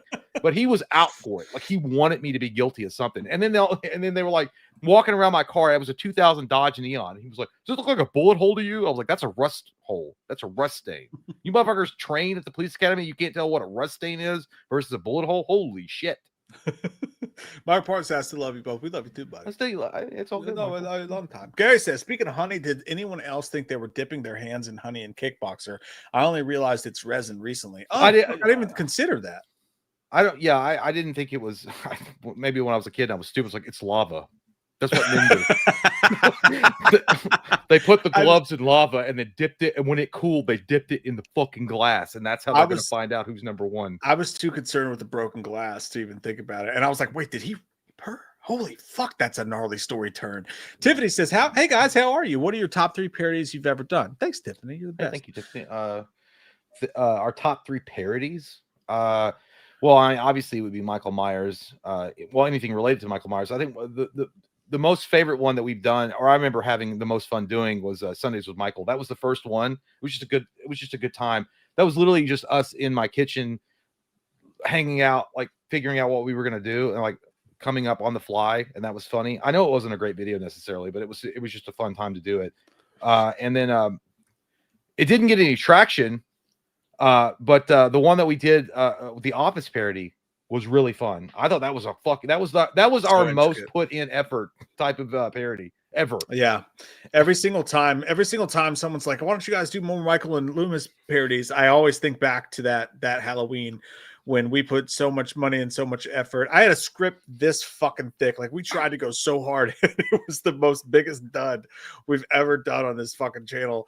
And that still hurts my dick so bad. But my other third one, by the way, was when we did a that was fun, dude. It actually didn't do bad. One Halloween, I think it was 2018 or 2017 for Halloween Horror Month. We did a run and gun style type of like filming where Dr. Loomis introduced every film that we were going to be covering that month in front of a location that was similar to the movie.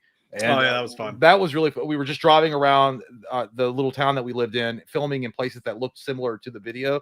And the one that sticks out in my mind is we were doing the movie about the hotel guys. What was the Vacancy. And we stopped in the most ghetto crackhead fucking area you've ever been in your life. I mean, it looked like the Bloodsport alley. You know, if you guys ever seen Bloodsport, like just the doors were open, you could hear yelling, someone got shot. There was crack smells on the earth, and I was standing in front of this open, and Mike was filming from the passenger seat, and I was doing this intro, and it's like, we gotta get the fuck out of here, dude, because like somebody was coming to the front door. That shit was scary, but it was fun. It was exciting. Yeah, I'd probably go one of the Scarefest videos. We used to have so much fun doing those skits at Scarefest. That was a good time. Fuck Scarefest, I could suck my dick going forward, but that was fun. And then you're not gonna go this weekend. The original Sundays with Michael was great. That was fucking top notch there. And then I'd throw in Redneck Blair Witch was a fucking great day. That was a fun time too. You know what I think we should do? It'd be a lot. I don't know. Well, the R. Kelly one that we did was really funny. I didn't think that was going to do shit, and that actually turned out to be pretty good. When we did R. Kelly, Michael Myers was being R. Kelly. I can't take this shit no more. Like, like that. That was really fun. But like doing a Maury Povich style Dr. Loomis show where he would bring on different people, like he could interview Dr. Chalice or Leatherface or Michael, and just having him sit on the couch. Yeah, and then D-Mitch says, not gonna lie, the horror month intros the last 2 years have been very mid, but I get it. The Goosebumps intro was the best. Is the thing about that, man, is that you realize when you're the one that's doing it, you realize maybe you don't realize it when you're watching it, but like you realize when you're doing the same shit over and over again. And I don't think anybody wants to do that. Like the same thing over and over and over again. And not only that, but when we used to do that shit, nobody was doing it. And now there's 30 fucking thousand people doing the same fucking thing, And it goes back to when we did the Office skit. So like, okay, let's put everything into it. Let's put everything we got into it. And then when nobody fucking sees it and nobody watches it, it's a kick in the dick. And then you realize, okay, it's time to move on. Like we've done that. Like we did that. And it was new and it was original and it was fresh and it was fun.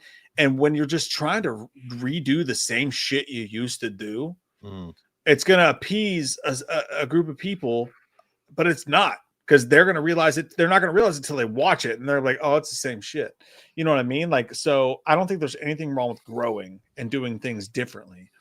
I know that it's not the same. But that's I will say one of the best intros that we did. I don't know when it was, but I think you filmed a couple. Yeah, you did. You drove around and you filmed some footage of like the leaves on the ground and like the wind, like the trees blowing away. It was like a very Halloween 4 type of intro. That was great. That was awesome. But yeah, but you can't, then you're trying to always outdo yourself every fucking year. And you're like, sometimes it's like, I can't, I don't know what to do. I guess this time it'll just be us assholes in our bathrobes being like, welcome to Halloween Horror Month. Yeah. do you want, that's the thing. Do you want us to do the same thing, even though like we don't think it's funny anymore? Like, do you want us to continuously do that, even though we don't think it's funny anymore, or continue to strive to do something different and new? Like there's 1,000 other people. But we also, we do innovate. So, we're never like not once like thinking about doing something like a new thing. It's not like we don't want to rely on it to go back and do the same shit that works. But yeah, but you just try to be honest, man. Like when we did that, it was because it was fun and it was new and because we wanted to do it. If you want us to go out and try to redo the same shit, it's not going to come out the same way. Like it's gonna feel fucking. So it's hard, man. It's hard on us. It's every single war month. It's like, fuck, what do we do? Like, it sucks. It does suck. And I get you if you think that's mid or whatever, and that's fine. Like I wish it was the same way too, but it's not. We're different fucking human beings. Like we're fucking 10 years older than we were. We have completely different lives. We don't live in the same section. It's not. We would like it to be the same too. Like, but I don't know exactly where I'm going with this, but I'm gonna move on. We don't live in Section 8. I don't know. I don't know what to say. Thank you, Tiffany. We read that one. Glenn Harris says, I wish Rachel McAdams would get that goddamn mole removed off the side of her face. It's getting bigger and it makes a huge appearance in the Sin Help trailer. Let's play Spot the Big Mole. Hey, dude, as a guy with fucking a big ass mole here, I got one here on my side. The dermatologist told me that was actually a third nipple. By the way, I have a third nipple. Apparently, that's what the dermatologist says. As a moley guy, I say let Rachel McAdams live. Well, I will say this, Glenn. First off, your PFP is awesome. Green Ranger is the best Power Ranger, and I like that your PFP is representing that, and that's true. The only Green Ranger, the only true Ranger to lead the team to success was the Green Ranger. Second, I will tell you this. The mole on Rachel McAdams' face, I've never seen. I don't notice it. I've never personally like paid attention to it, but it does remind me of Uncle Buck. The next time that I have to come back here, I'm gonna get a rat to gnaw that thing off the side of your face. That is, by the way, that's one thing we got to watch. We talked about it. We got to show it. We got to watch it. Sam Raimi is directing, not producing, directing a new movie, and the trailer just came out today. It's called Sin Help. Oh, we're gonna watch it with you guys. Meow. Here we go. There's no sound. There is no sound. There's no. I thought sound. it was part of the artistic value of the trailer. I'm going to be frank with you. You are smart. I know that you are great with numbers, but I just don't think you got it. As an executive, I see no value in you. Does that make sense? I'm sorry, what? So, oh, You know we have the Bangkok merger coming up. Prove me wrong. Oh, Linda, before you go, I forgot to mention I've received a few complaints about you. Complaints? Noxious odors. stink, dog.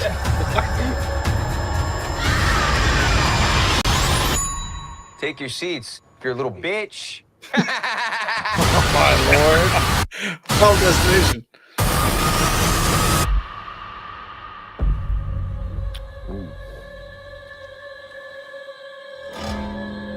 I know it's serious because the music cues. It's Sam Raimi, so it's got to be a little silly, you know? The coast joined the land of the living. How long? You been out? Day and a half? Have you tried making a distress signal? Or a bigger fire? I was busy trying to keep us alive. But getting us out of here, that should be your focus, not being Susie Homemaker over here. What did you just say to me?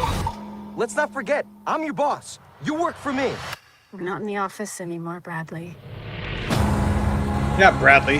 Cunt. No help is coming. You just have to accept that this is how things are now. You ever hunt?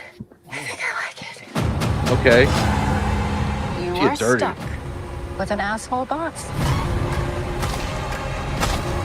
Just like I was. Although I'm betting I am a much nicer boss than you ever would have been. Except for maybe this part.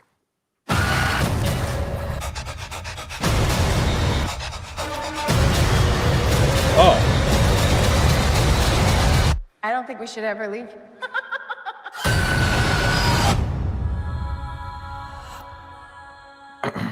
Misery, dude. Misery. Yeah. Misery on an island, basically. Yeah, That's what I'm getting at. when I was watching that, I was like, okay. I'm not saying it looked bad, but it's like you're mad at him because he told you to take a fucking shower and wear like deodorant. Well, to be fair, he was like, I see the. No, I'm not saying he value in wasn't a you as dickhead, but human.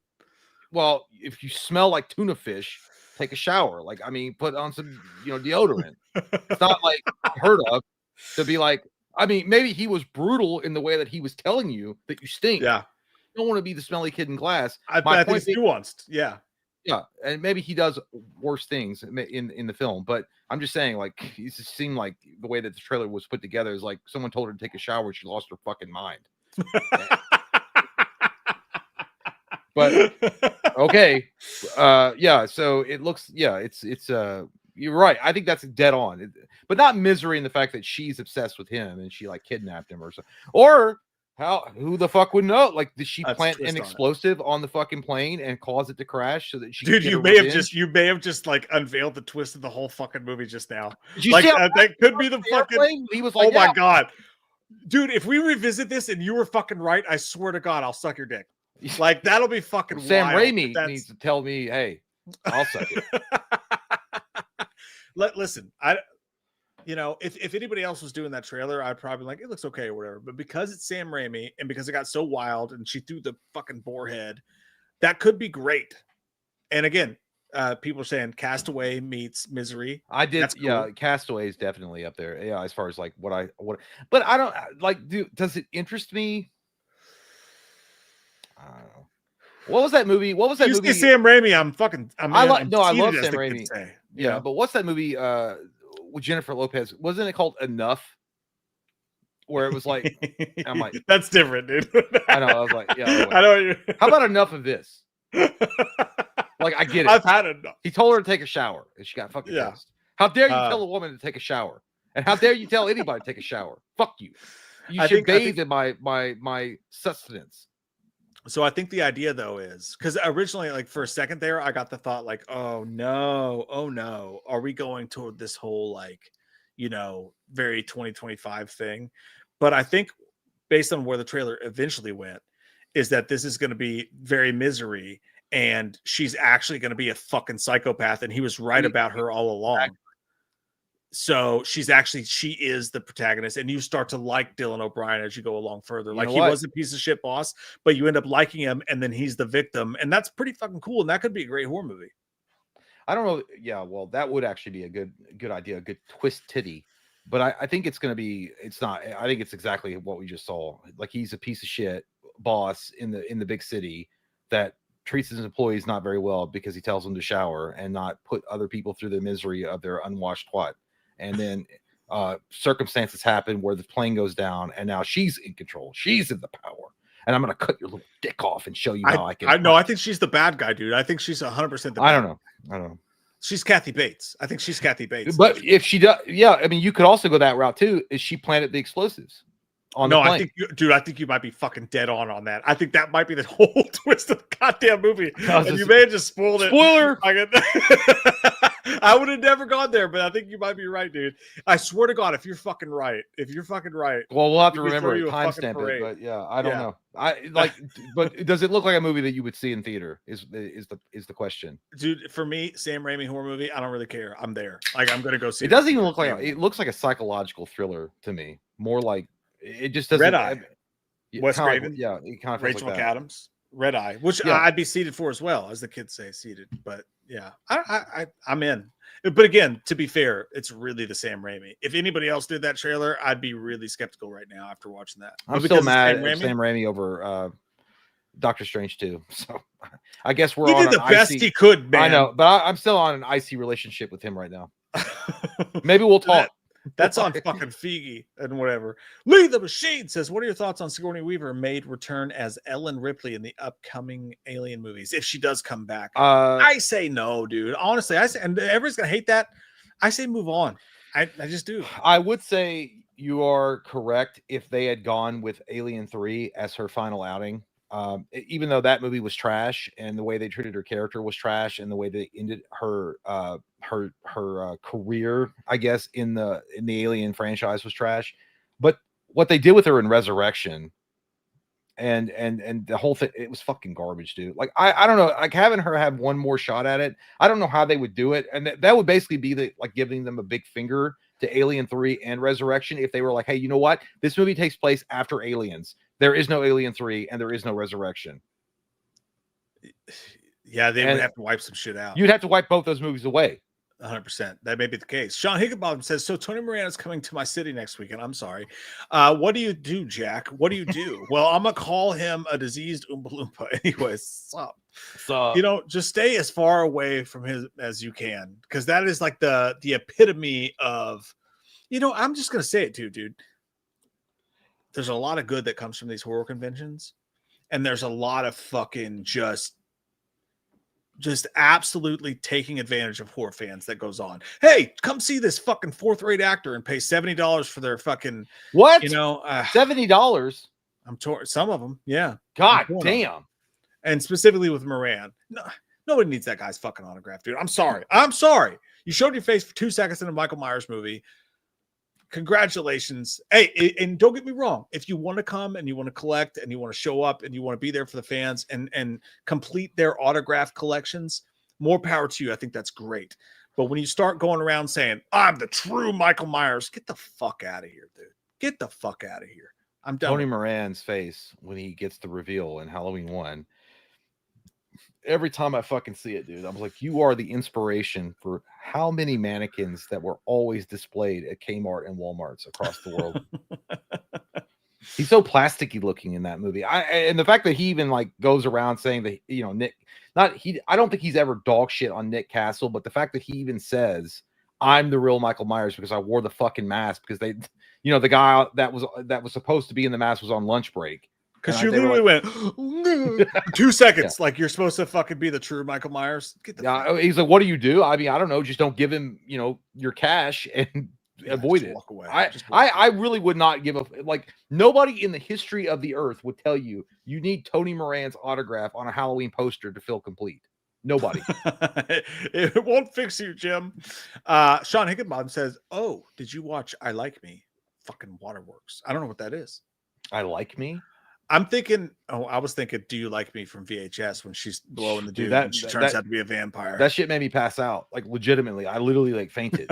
That's fucked up.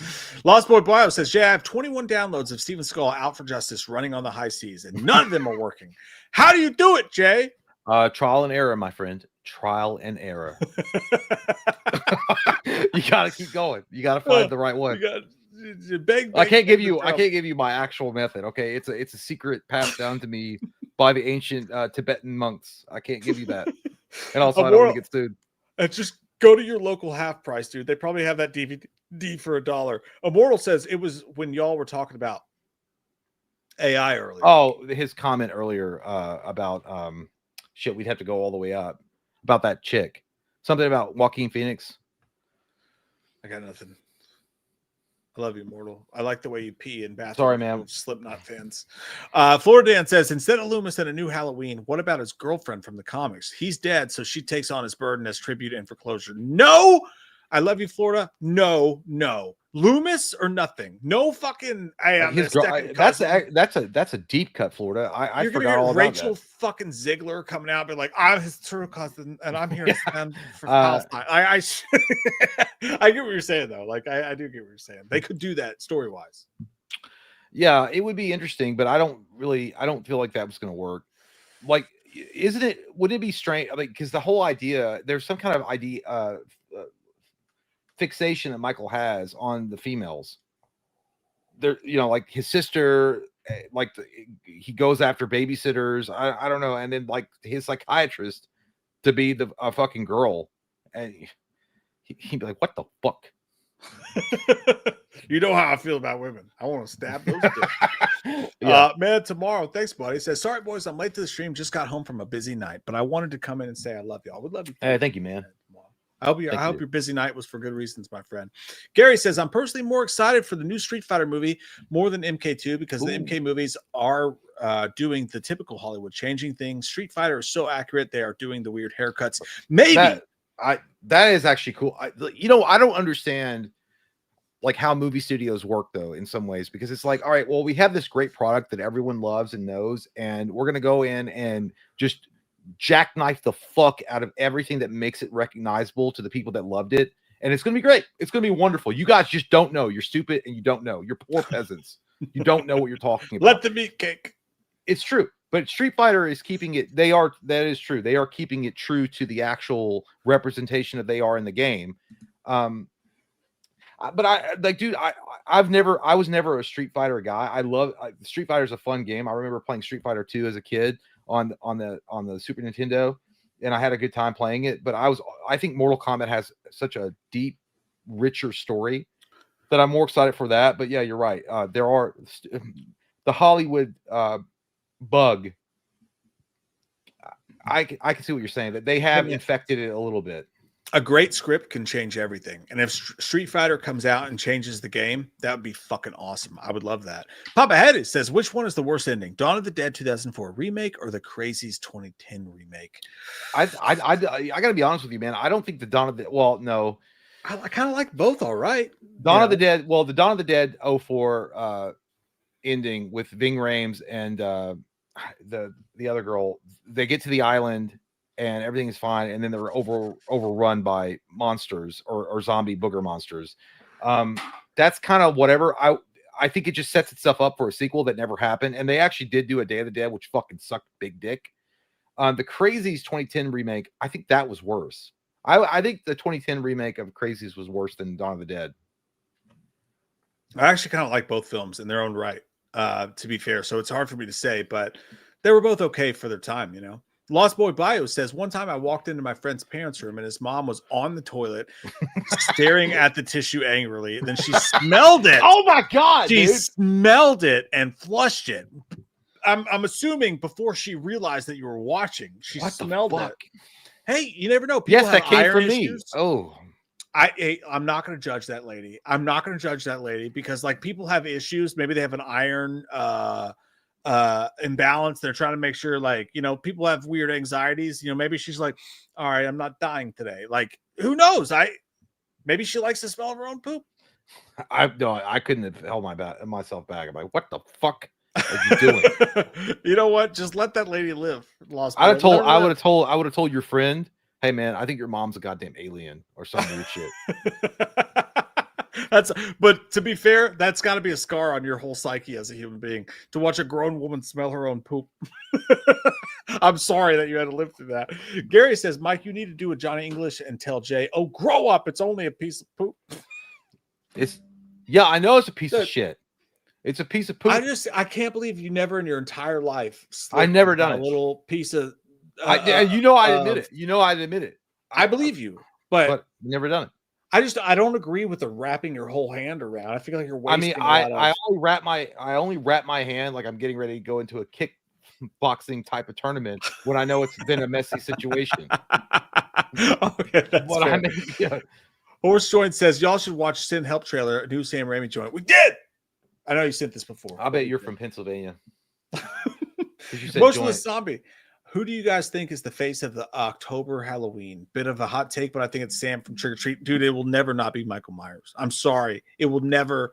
You can do all the Sams. You can do all the whatever. Michael Myers is Halloween. It's called Halloween, dude. I get it. But it's fucking Michael Myers. It is. It just is, in my opinion. Yeah, I think you're right. I think that I really don't see. I could make an argument for maybe like Jason. You know, the hockey mask does invoke. There's no Halloween accoutrement going on there. No, I know, but when you see the hockey mask on displays, or like you see, some kind of mannequin dressed up as, Jason Voorhees, because it's easy to get, like just that little cheap hockey mask. But yeah, I think it is Michael Myers. I don't think like Sam from Trick or Treat. Like, here's the thing about Trick or Treat: it's a good show, it's a good movie.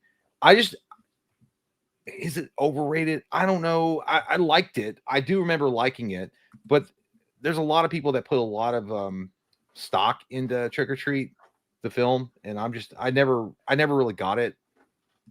It was good, but I just didn't really. I don't know. I didn't look at it like this is like monumental when I watched it. Yeah, like it never crossed that territory for me. I think it's cool. I love it, but it doesn't touch Halloween. Tyler McInturf, thanks, buddy. You know what? Just because I just want to do it, Tyler, because that's a. Come on now, more margaritas. Great ass. Great ass. So hey, boys. You only need a 20 to get that. I know it said 25, but I just wanted to do it. Hey, boys, have you heard anything about the original Halloween end script being out there? I saw Beyond the Mask post a video about it, but I don't want to watch them or trust anything they say. Love y'all. Do they suck? I don't know who they dude, are. listen to me. Oh, my screen just farted. Tyler, you're absolutely right to consider that. Beyond the Mask is a YouTube channel that will make videos all year long about Scream. And what they'll do is if they make a video and you go in their comment section and be like, I heard that the new Ghostface has a big dick.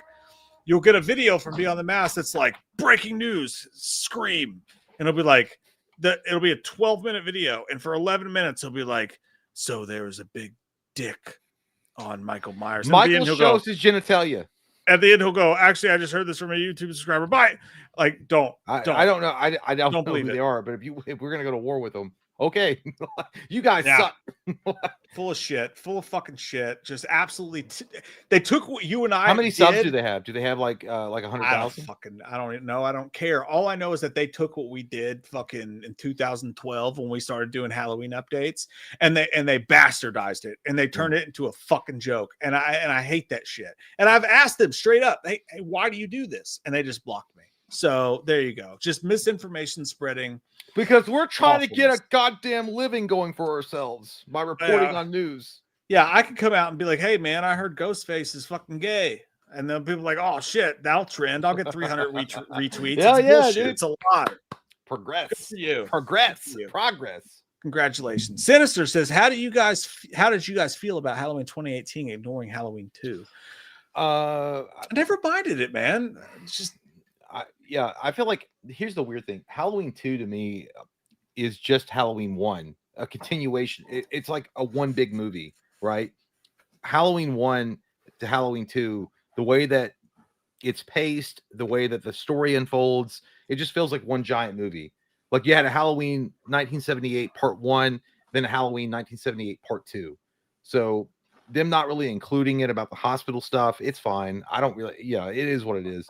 And also John Carpenter is really, he just come out and said, he's like, I need a paycheck. I wrote the fucking thing. I didn't really care, and he wasn't really happy about the way that script turned out. So yeah, like I'm fine with it, dude, because they got to move on at some point. They got to make movies. So it never really bothered me that much.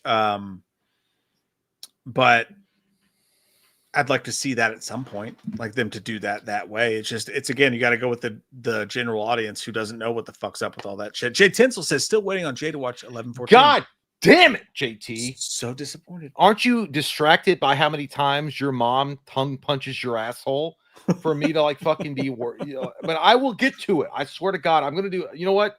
I'm going to do it. I say this all the time, JT. I'm going to do 11/14 for a Patreon commentary. I will do it just for your crack. I will do it. Bob Addis says, what are the worst road rage moments that you guys ever had? Oh, dude. Too many to count, bro. Yeah, there's been a lot.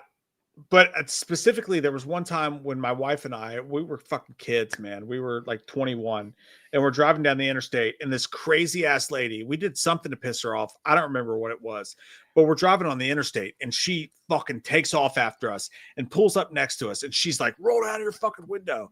And we roll it. She's like, why don't you cut me off? Where'd you get your license at? Fucking Kmart. Fuck you. And it's like going crazy. Yeah. And dude, it was a kind of a good dig because the Kmart thing. She's like, you get your license at Kmart. And the blue light special. It was so wild that Katie and I just started laughing. We just started laughing. And then eventually she followed us on the interstate and was following us going off.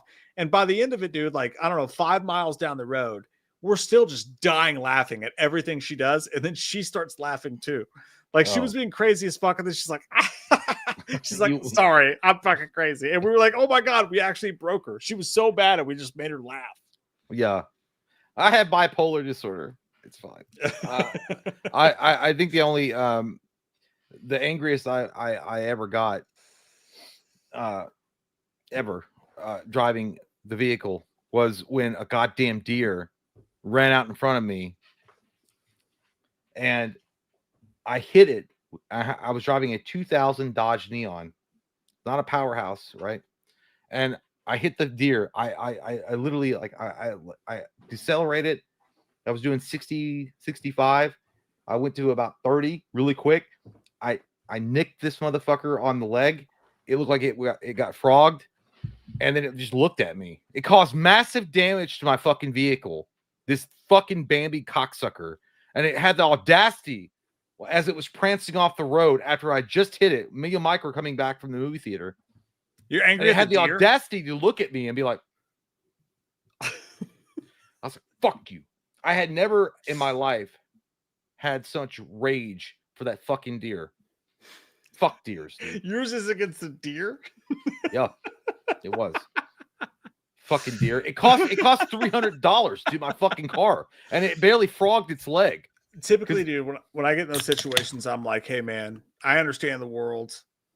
I'm gonna back off because I don't want to get shot in the fucking face over a goddamn. Yeah, I never have. Yeah. I never had any confrontations with like any other like irate drivers. It'll happen. I just ignore it.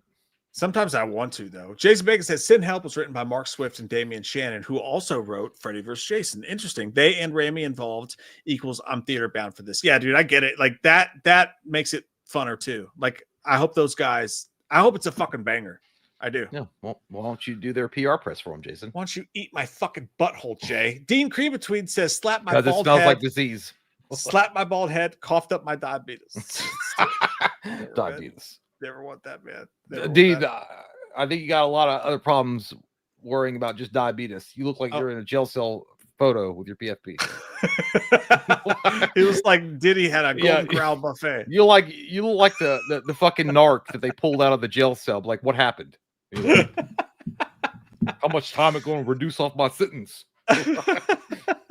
Mitch says, fellas, I appreciate the work you do on entertainment you've provided since I found you guys in 2020. Life without Wham would suck donkey balls. Appreciate that, man. Thank you so much. Thank you, and again, I don't mean to poo-poo your comment about the last intros being mid. It's just it's hard to figure out because we try to do this yearly. You know, Halloween Horror Month started because we used to do all movies. You know, we used to do all movies, and for October we decided to go full on horror, and then it started a thing, and we try to live up to it, and we do the best we can. But you know, I always want to fucking just make you guys happy. I always want to fucking do something that's going to make everybody happy, and sometimes that happens, sometimes it doesn't. But I just want you to know there's a lot of pressure, and in a good way, because we're happy to have this fucking platform to do it. But we've also grown a lot. It's also been many years since we used to do all the Halloween skits and stuff like that. And you don't want to go back and just retread the same shit over and over again, especially with YouTube in this world that we're in, and the way they do that. Because honestly, like, YouTube dings you for doing weird new shit. So I don't know what I'm saying. All I'm saying is I'm glad that you fucking care, dude. That's all. I'm just glad you care. I don't mean to poo-poo what you were saying. I just think we're bid. That's what I think. Different Takes says a Hell House LLC reaction video would be fun as hell. Is that a possibility one day? Thanks for the good times, guys. I've already seen it. I've seen the movie. It didn't get to me on a cellular level. You've seen the original film? Did we review that? I can't remember. I think we did. But I would like to watch your first time reactions to that too. It never really got to me the way it did other people. Like, I thought it was fine. It was good. Did I? I don't know. Maybe I'm thinking of the one with Damien Mafia. You're thinking of Haunt. Fuck you, Different Take. How dare you come in here with that slide ball shit? All right, I was thinking of Haunt. Jason Bacon says AI. He's talking about the 2013 Spike Jonze directed film Her. Phoenix falls in love with the AI operating system with a female voice and Johansson. I reference that all the time because that's a great movie. It's going to be a thing. I hope it's fucking Scarlett Johansson. You know what I mean? That's hot. I like it. I'm into it. By the way, but that movie is really good though. And he's right. It's a good movie. Yeah, it's a good movie. Gary says if this movie does well, Jay should give his to Hollywood so they can make a horror movie about his ex-wife and he can make money off of it. I imagine they're talking about. I mean, y'all aren't ready for that kind of horror. What the fuck are you talking about? You think you're ready. But then you present it with this demonic fucking face when Franzia isn't leaked into the goddamn veins of this bitch. You don't know what horror is until you were married to it. Okay, you don't know what horror is. Next month's Halloween Horror Month intro will be our take on Jay's ex-wife after too many Franzias, and it'll scare you. It'll be frightening. We'll be the new Raka Raka after you see that. Yeah, it's that bad. Stu 1VP says, "Thank you, buddy." He says, "Lost Boys owes everyone here $5 for telling us that." Yeah, dude. Yeah, the friend's mom poop story. Cough it up, Lost Boy. We'll never be able to shake that from our brain holes. Gary29 says, I meant to say he should give his story. He should give his story. He should give. That's what he meant to say. Giving is better than receiving is what I hear. Wild Willie. That's what Jay's wife says. Wild Willie says, Bond movies, Jack Ryan movies, Ethan Hunt movies, buy one collection, rent one, delete one forever. I think Jack Ryans are underrated. Ooh, that's a good question. Dude, well, you know, I'm sorry, Wild Willie. I'm gonna disappoint your wiener. I would delete Jack Ryan. I would buy Bond. Bond movies are forever golden. They're forever legendary. And then I would rent Ethan Hunt movies. That's it. It's tough, dude, because Jack Ryan includes the old Harrison Ford, Clear and Present Danger, and includes John Krasinski. They're great, yeah, but it doesn't stack up. It just don't match. Or am I thinking Reacher? I don't know. But either way, it doesn't matter. It doesn't matter at all. Phoenix Suns in 7. I'm going. You gotta fucking. I would rent I would buy the Bond movies because they're the fucking Bond movies, dude. I would rent the Ethan Hunt movies because goddamn Mission Impossible, and no matter what, Jack Ryan gets deleted. But I do appreciate the Jack Ryan movies nonetheless. Yep. But that's where I would go. Jeremy Shelley, tell me you back had Jason bulked up in a few movies. Really? Where did his hair go? How do you put on 100 pounds in 2 fucking movies? Part 3 to part 3. A lot of testosterone injections. You know, you got to do what you got to do to survive What these else? fucking counselors. What else is he doing out there, bro? Like, it's like when you're in prison, do some push-ups, do some sit-ups, get ripped. You got nothing else to do with your time. That's what Jason it's not. doing. Yeah, it's not like he had access to Selsun Blue out there in the fucking creek. The fucking hair. Hair. His head, the shampoo, the Selsun Blue shampoo. What does that do? I think it's for dandruff, actually. It's medicated. And also, finally, as well, and I just want to do it one more time, dude. I just want to do it one more time because it's fun and I like it. Come on now. More margaritas. Great ass. Great ass. Great ass. I'm gonna start doing that later. But then someone's gonna clip it and it's gonna be a big dick in my mouth. So I read that one. Matt Roberts said there is a much higher character limit here over on the Stream Element side of things. Are there any Elm Street movies that y'all feel are skippable if I don't feel like watching them all? I still have 94 characters left to type, and y'all get to keep more of the money. That's a heck of a deal. That's true, Matt. That's a heck of an advertisement. Thank you. That's actually true. Well done. You do get more. Yeah, we appreciate all you and guys. You can curse. You can curse over on Stream Elements. Yeah, you can do a lot of. Yeah, you can do like eggplant emojis, all sorts of crazy shit over there. As far as like Elm Street movies that you can skip, I think you could skip. You could skip 5. You can skip 6. You could skip. Well, here's the thing: if I was like, I'm gonna make and the remake, so my journey would be 1, 2, 3, 4, 7. That's what my journey would be. The remake. Say that one more time. 1, 2, 3, 4, 7. And no Freddy vs. Jason for you? I mean, I would count that. So yeah, so Freddy versus Jason at the last to bookend it. I could do with or without Freddy vs. Jason, to be honest with you, but I think you had the exact right thing. I think all right, limit it to 4 movies. Limit the Nightmare series to 4 movies. You're gonna watch 4 movies. You're gonna watch 1. You're gonna watch 2. But here's the thing: 1 and 2 don't really have anything to do with each other, so you're not going to continue really the story. But they're both so good. They're so great. They're so both amazing. So here's what I would do. If you only got 4 Freddy movies, you're gonna watch 4 Freddy movies. I'm gonna go 1. I'm gonna go 2. I'm definitely gonna go 4, and I'm gonna go 7. I'm gonna skip Dream Warriors, but that's me. I know I'm weird in that, but like that's weird. Me. I know. Here's the thing. I think that part 3 continues the story of part 1, so I don't feel like you can skip it. Because technically speaking, Wes Craven's end to the entire series was part 3. Like that was his end from the story from the first one. So I can't, if I had to pick 4 movies, at that point it would be 1, 2, 3, and 7. Right. And I hate leaving out 4. I hate leaving out 4. I would never ever leave out 4. But to be fair, if we're not putting the 4 baby bumpers on, if you were going to say, hey, what movies do I need to watch in Freddy? I would say 1, 2. I would say 3 because of what it means to the franchise. I would say 4 for sure. You're right, though. I think we both agree. Skip 5 and 6, 7, and Freddy vs. Jason. I think you had it right the first time. Yeah, that's a good question, though. Kill the Boogeyman. Wild Willie celebrates 2 months of membership. Bond movies. Oh, we already read that. I read that on the other one, but Good thank stuff. you nonetheless. Jake says, I've been sitting on half y'all's unboxing gifts for months as I wait for the last 3 to come out. It sucks waiting. Don't lose that love for collecting, Jay. Not quite yet. I've got dope shit coming your way, brother. Is it actual dope? Because that's illegal. He's gonna snort it off his hooker's asshole. What I meant, like, I just don't collect as much as I used to as far as like action figures.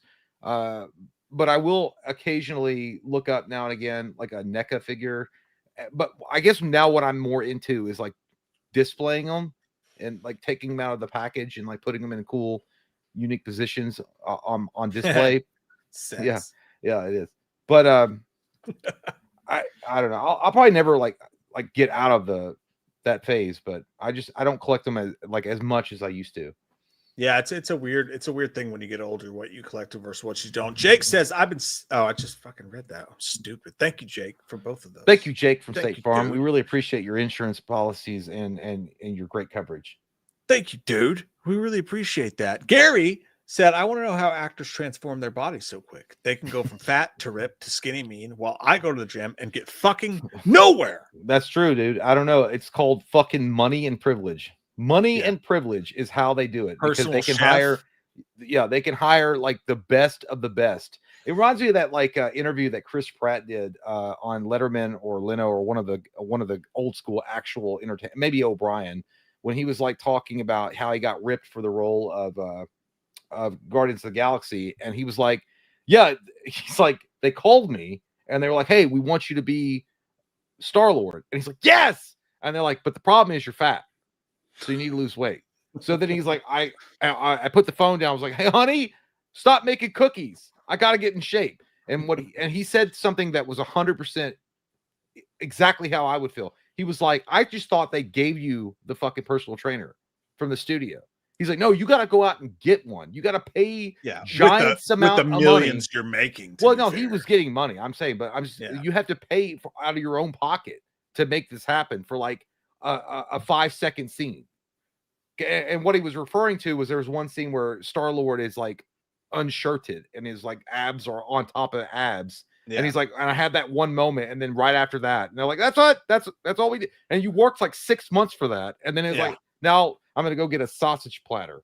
And it's actually terrible for human beings, because like for human beings and our psyches as a whole, you see that as what you're supposed to be. And then women see that, and that's what men are supposed to be. It's actually awful. It's terrible, but it's also good in a sense, because it gives you something you can reach for. So like it's really hard to like, I think it gives you guardrails. I think it's what it does. I think when you see a good looking guy that's in shape, it gives you guardrails. Like, hey, maybe I'll never get to that level. I'm never going to get to that level because I don't want to put that much work into being that. Right. But getting a little healthier is not a bad thing. But you have to pick your poison, because here's the thing, and this is what nobody understands. It doesn't get talked about enough. You could be the guy who has a 6-pack constantly, who always looks fucking great, who he goes out to parties and everyone's jealous of how great he looks, right?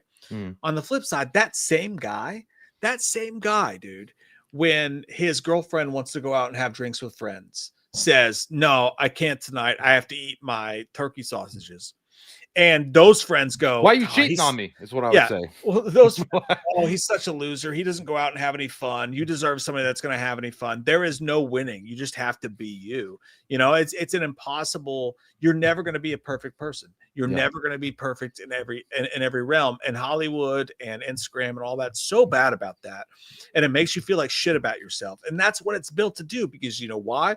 Because it keeps you buying fat burner pills. It keeps you fucking doing all this shit. I'm going off on a fucking tangent. I was just gonna say, you could also just be like, don't be fat.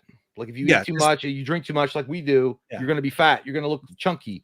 Just don't do it. If you don't want to be that way, just don't do it. Like but it's hard. It's hard because you see that and you feel like you're supposed to be that, and if you're not that, you're a failure. But like it's still good. I get it. Jesus Christ, Jay, look at this. Come on now, more margaritas. Great ass. You're just talking about losing weight, and you're talking about margaritas. What the fuck? Yeah, Chalice he's not ripped. He's just a goddamn women slaying force of nature, and that's what Lee brought to us tonight. Thank you, Lee, once again, brother. We really appreciate you. Appreciate you, dude. He said, "What y'all on Sigourney Weaver may come back in the new Alien movie. Hey, Loomis, I farted and I thought of you. And Chalice, I love hot dogs too." Well, those two things go hand in hand, because when you eat hot dogs, you fart. You do. It's amazing to me that you farted and you smelled your own petulance. You smelled your own goddamn brimstone and you thought of another man. It's disgusting. It's disturbing. I don't care that you thought of me while you farted and you smelled it with your nose. It's disgusting. There's nothing wrong with a good hot dog. All right, several hot dogs. All right, you can get a turkey sausage if you're trying to look like Chris Pratt, the whole thing, all that. Yeah. But what I do, I'm a doctor. I have access to a lot of medicine, and I like to shoot myself up with steroids in my butt because that's He where likes they to go throw in your- hot dogs. Yeah, they go in your butt. They're supposed to go in your cheek, but I like to put them in my hole. And then you eat a lot of hot dogs, and that's protein. That's protein. I like the ones that are filled with cheddar cheese. And then you fill the hot dogs with cheddar cheese, and you put them in your gullet, and you have about 7 to 12, 13 beers, 14 beers. And then you're just You look like you're filled with cheddar cheese. I do, because I'm a man. And then you're a sexual tyrannosaurus, and you just fuck a lot and hard, and it's good. And apparently fart and smell it and think of other men. Afterwards, you go home. You get as soon as you get in your car after you leave a lady's home, you release and you sit back, and then and then you feel great about you. You have it all. You can have it all. Is what Dr. Child is telling me. If you're a doctor. And Sigourney Weaver coming back to the Alien movies. We talked about that earlier. Someone commented that. I think it would be cool. Honestly, I don't really have a problem with them if they did it right. If Ellen Ripley got a good out, telling her story would be cool, because I don't think that they handled that right at all. I would honest to God get rid of Alien 3 and Alien Resurrection, start from Aliens, and then tell her final story after that. That's what I would do. Yeah, I just hope they kind of stay away from it. Honestly, I just think it's time for do a new Alien movie, but don't have fucking teenagers in it. Let's do an adult fucking Alien story with adult actors. They don't all have to, it doesn't have to be fucking Stranger Things, dude. It doesn't all have to be fucking Stranger Things. Sigourney Weaver was like pushing really hard. There was like a script. I mean, I think we talked about it. There was a script with her and Michael Biehn forever ago that was like not Alien Neil 3, Blomkamp. where they were gonna like actually continue the story from Aliens, and she was pushing for that. I would love to see that movie. Yeah, I would like to see it too, but I also don't need Sigourney Weaver. I just think Alien, tell a new tale. Tell a new tale. Live the machine. What are y'all's thoughts on a Steelbook 4K box set on Nightmare on Elm Street? Expensive as fuck. That's what I was saying. Dude. Here's my thing. Dude, just release it for the average man. You know, just let everybody go out and pay fucking $50, get that shit and enjoy it. I hate that we're turning into a fucking reseller bullshit. Well, if you love the Friday, if you love the Nightmares franchise, you should be able to go to fucking Best Buy, go to Walmart, buy that shit for $50, enjoy your goddamn Halloween. I hate how greedy they've become. I don't want to be like that guy. I would say 4K looks great, and like it does take a bit of work to make that happen. So $100 on the set wouldn't be that unreasonable. But and you can get it for $100 now. Can you? Yeah, it's like $100 on Amazon for like used with a slight cum smear on the inside. Yeah. I'm glad it exists, man. For whatever they're trying to squeeze. Jason Bacon says, if Jay is right about send help, Mike restrain him from standing up in the theater, pointing at the screen and bellowing, "Told you, motherfuckers!" I wouldn't do that in the theater. I would think it. I wouldn't reserve you. I think you deserve that right, because I think you may have nailed it, dude. I think caused that plane crash. I think you fucking crushed that shit, and you deserve your flowers. The only thing, I wouldn't stand up in the theater to do it. I would wait until after Mike and I were leaving the theater, and then I would be like, "I told you that." She'd be like, "No big deal. No big deal. I'm not gonna brag about it." And then as soon as the live stream, I'd be like, "Guys, did you see what happened?" I'll clip the fuck out of that and put it everywhere, dude. I swear to God. Well, Willie, I got here late. Did y'all talk the Crystal Lake news? Is there Crystal Lake news? I didn't know there was any. Okay, no, there is Crystal Lake news, but the only news is that Sky bought up Crystal Lake. So we were all in the United States. We're going to get it anyways on Peacock or whatever, but Sky bought it and they're going to be showing it internationally, which is great news for Jason. That's great. Yeah, that's awesome. Lake. Yeah. I think that's the only news. Wild. Papa said, "Can Slenderman sing Rob Zombie Dragula?" Dig through the ditches and burn through them witches and slam in the back of me, Dragula. Subway sandwich on the left and a chimage on the right, and be having a good time in Dragula. Gary said, "I want to lose weight, but I don't want to put too much muscle on either. I want that Charlie Cox Daredevil body because he's got that strength." Yeah, well, that's all cardio, dude. That's 100% like him working out and doing like fucking like goddamn what's it called? Running on that machine. Gary, I don't even.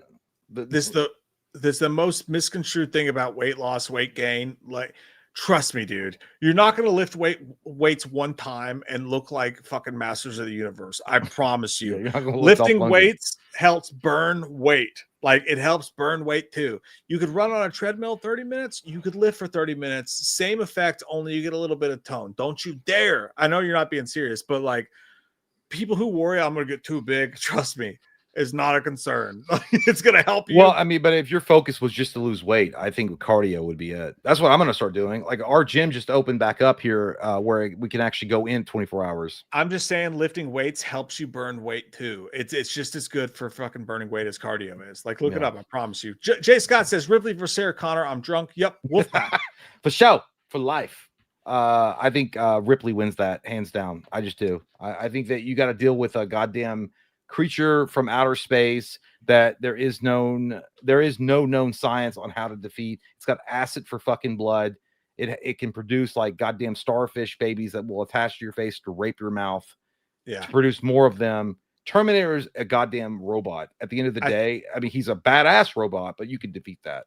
I think Ripley is more ingenious, or a genius. Like I think she could figure out the angles and win that. And by the way, Sarah Connor got help from the future. Like Kyle Reese came back and told her what the fuck to expect. Ripley had none of that. No prep.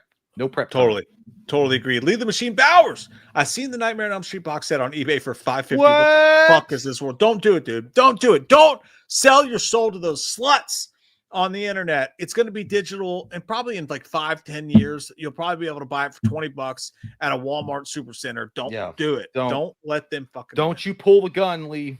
DJ Graham, good to see you, buddy. Good to see you, man. He said they could bring back Hicks and Newt. They've all been floating around in space for another 50 years, and that's why everybody's so old now, dude. Exactly. Requel.